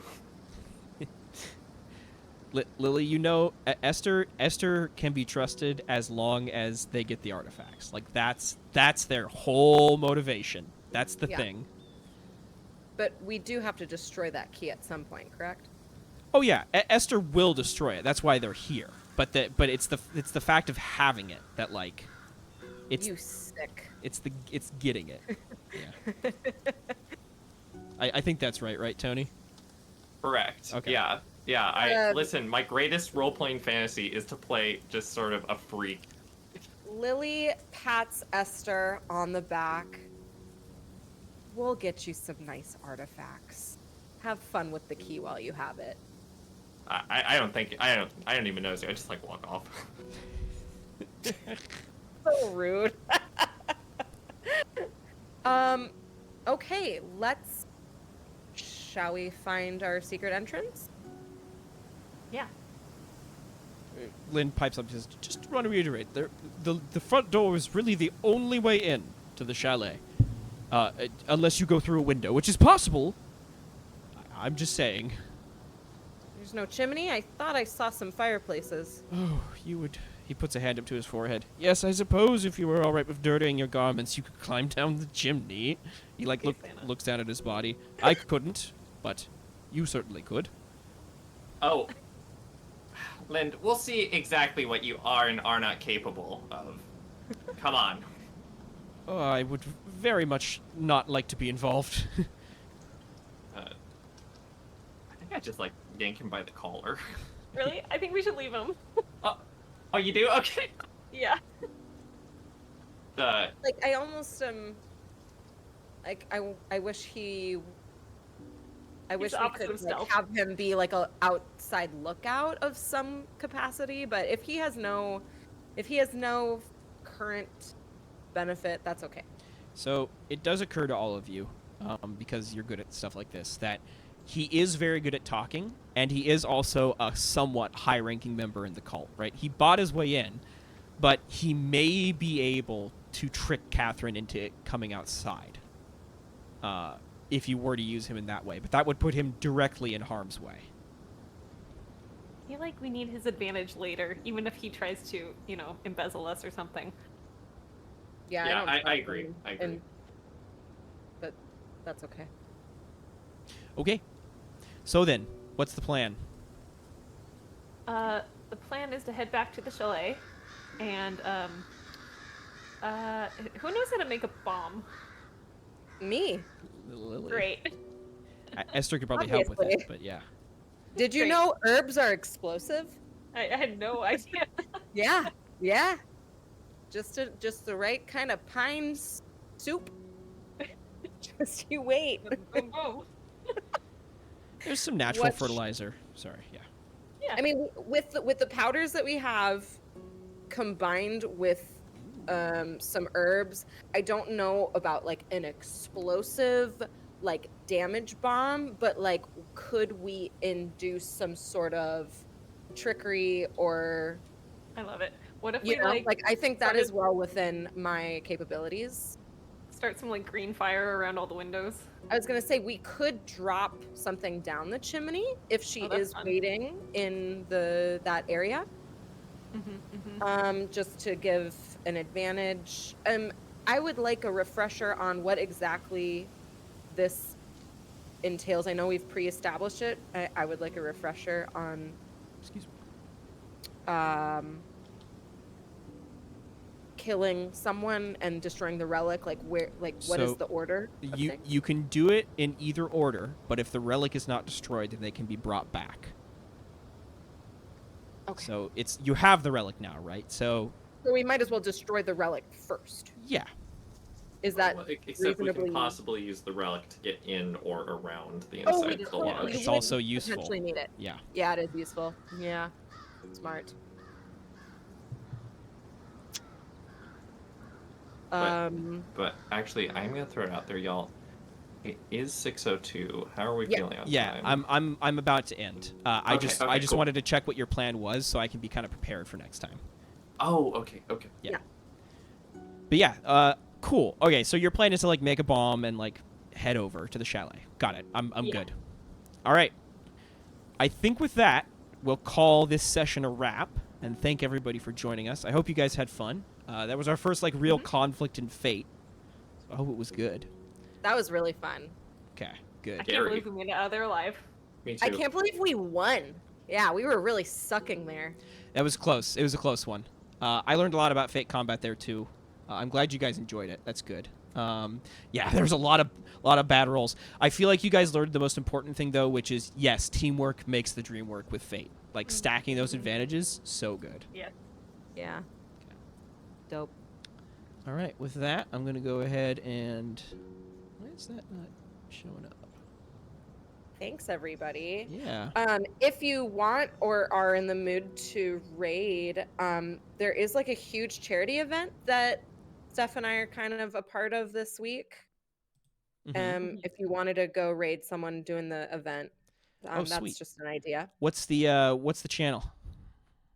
So it is a week-long charity stream going to National Children's Alliance. It's a Sonic themed Cool. event. So I'll be doing that on Friday the 30th.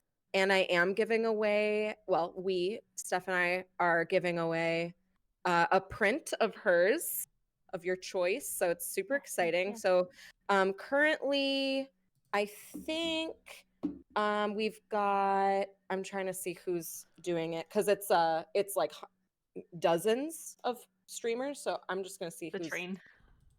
What's It- the it's not oh, I technically a- see. Okay, gotcha. Yeah, it's not technically a train. It's just everyone's doing it. Anyone. Just kidding. I'm just double checking. Whoa, am I on crap?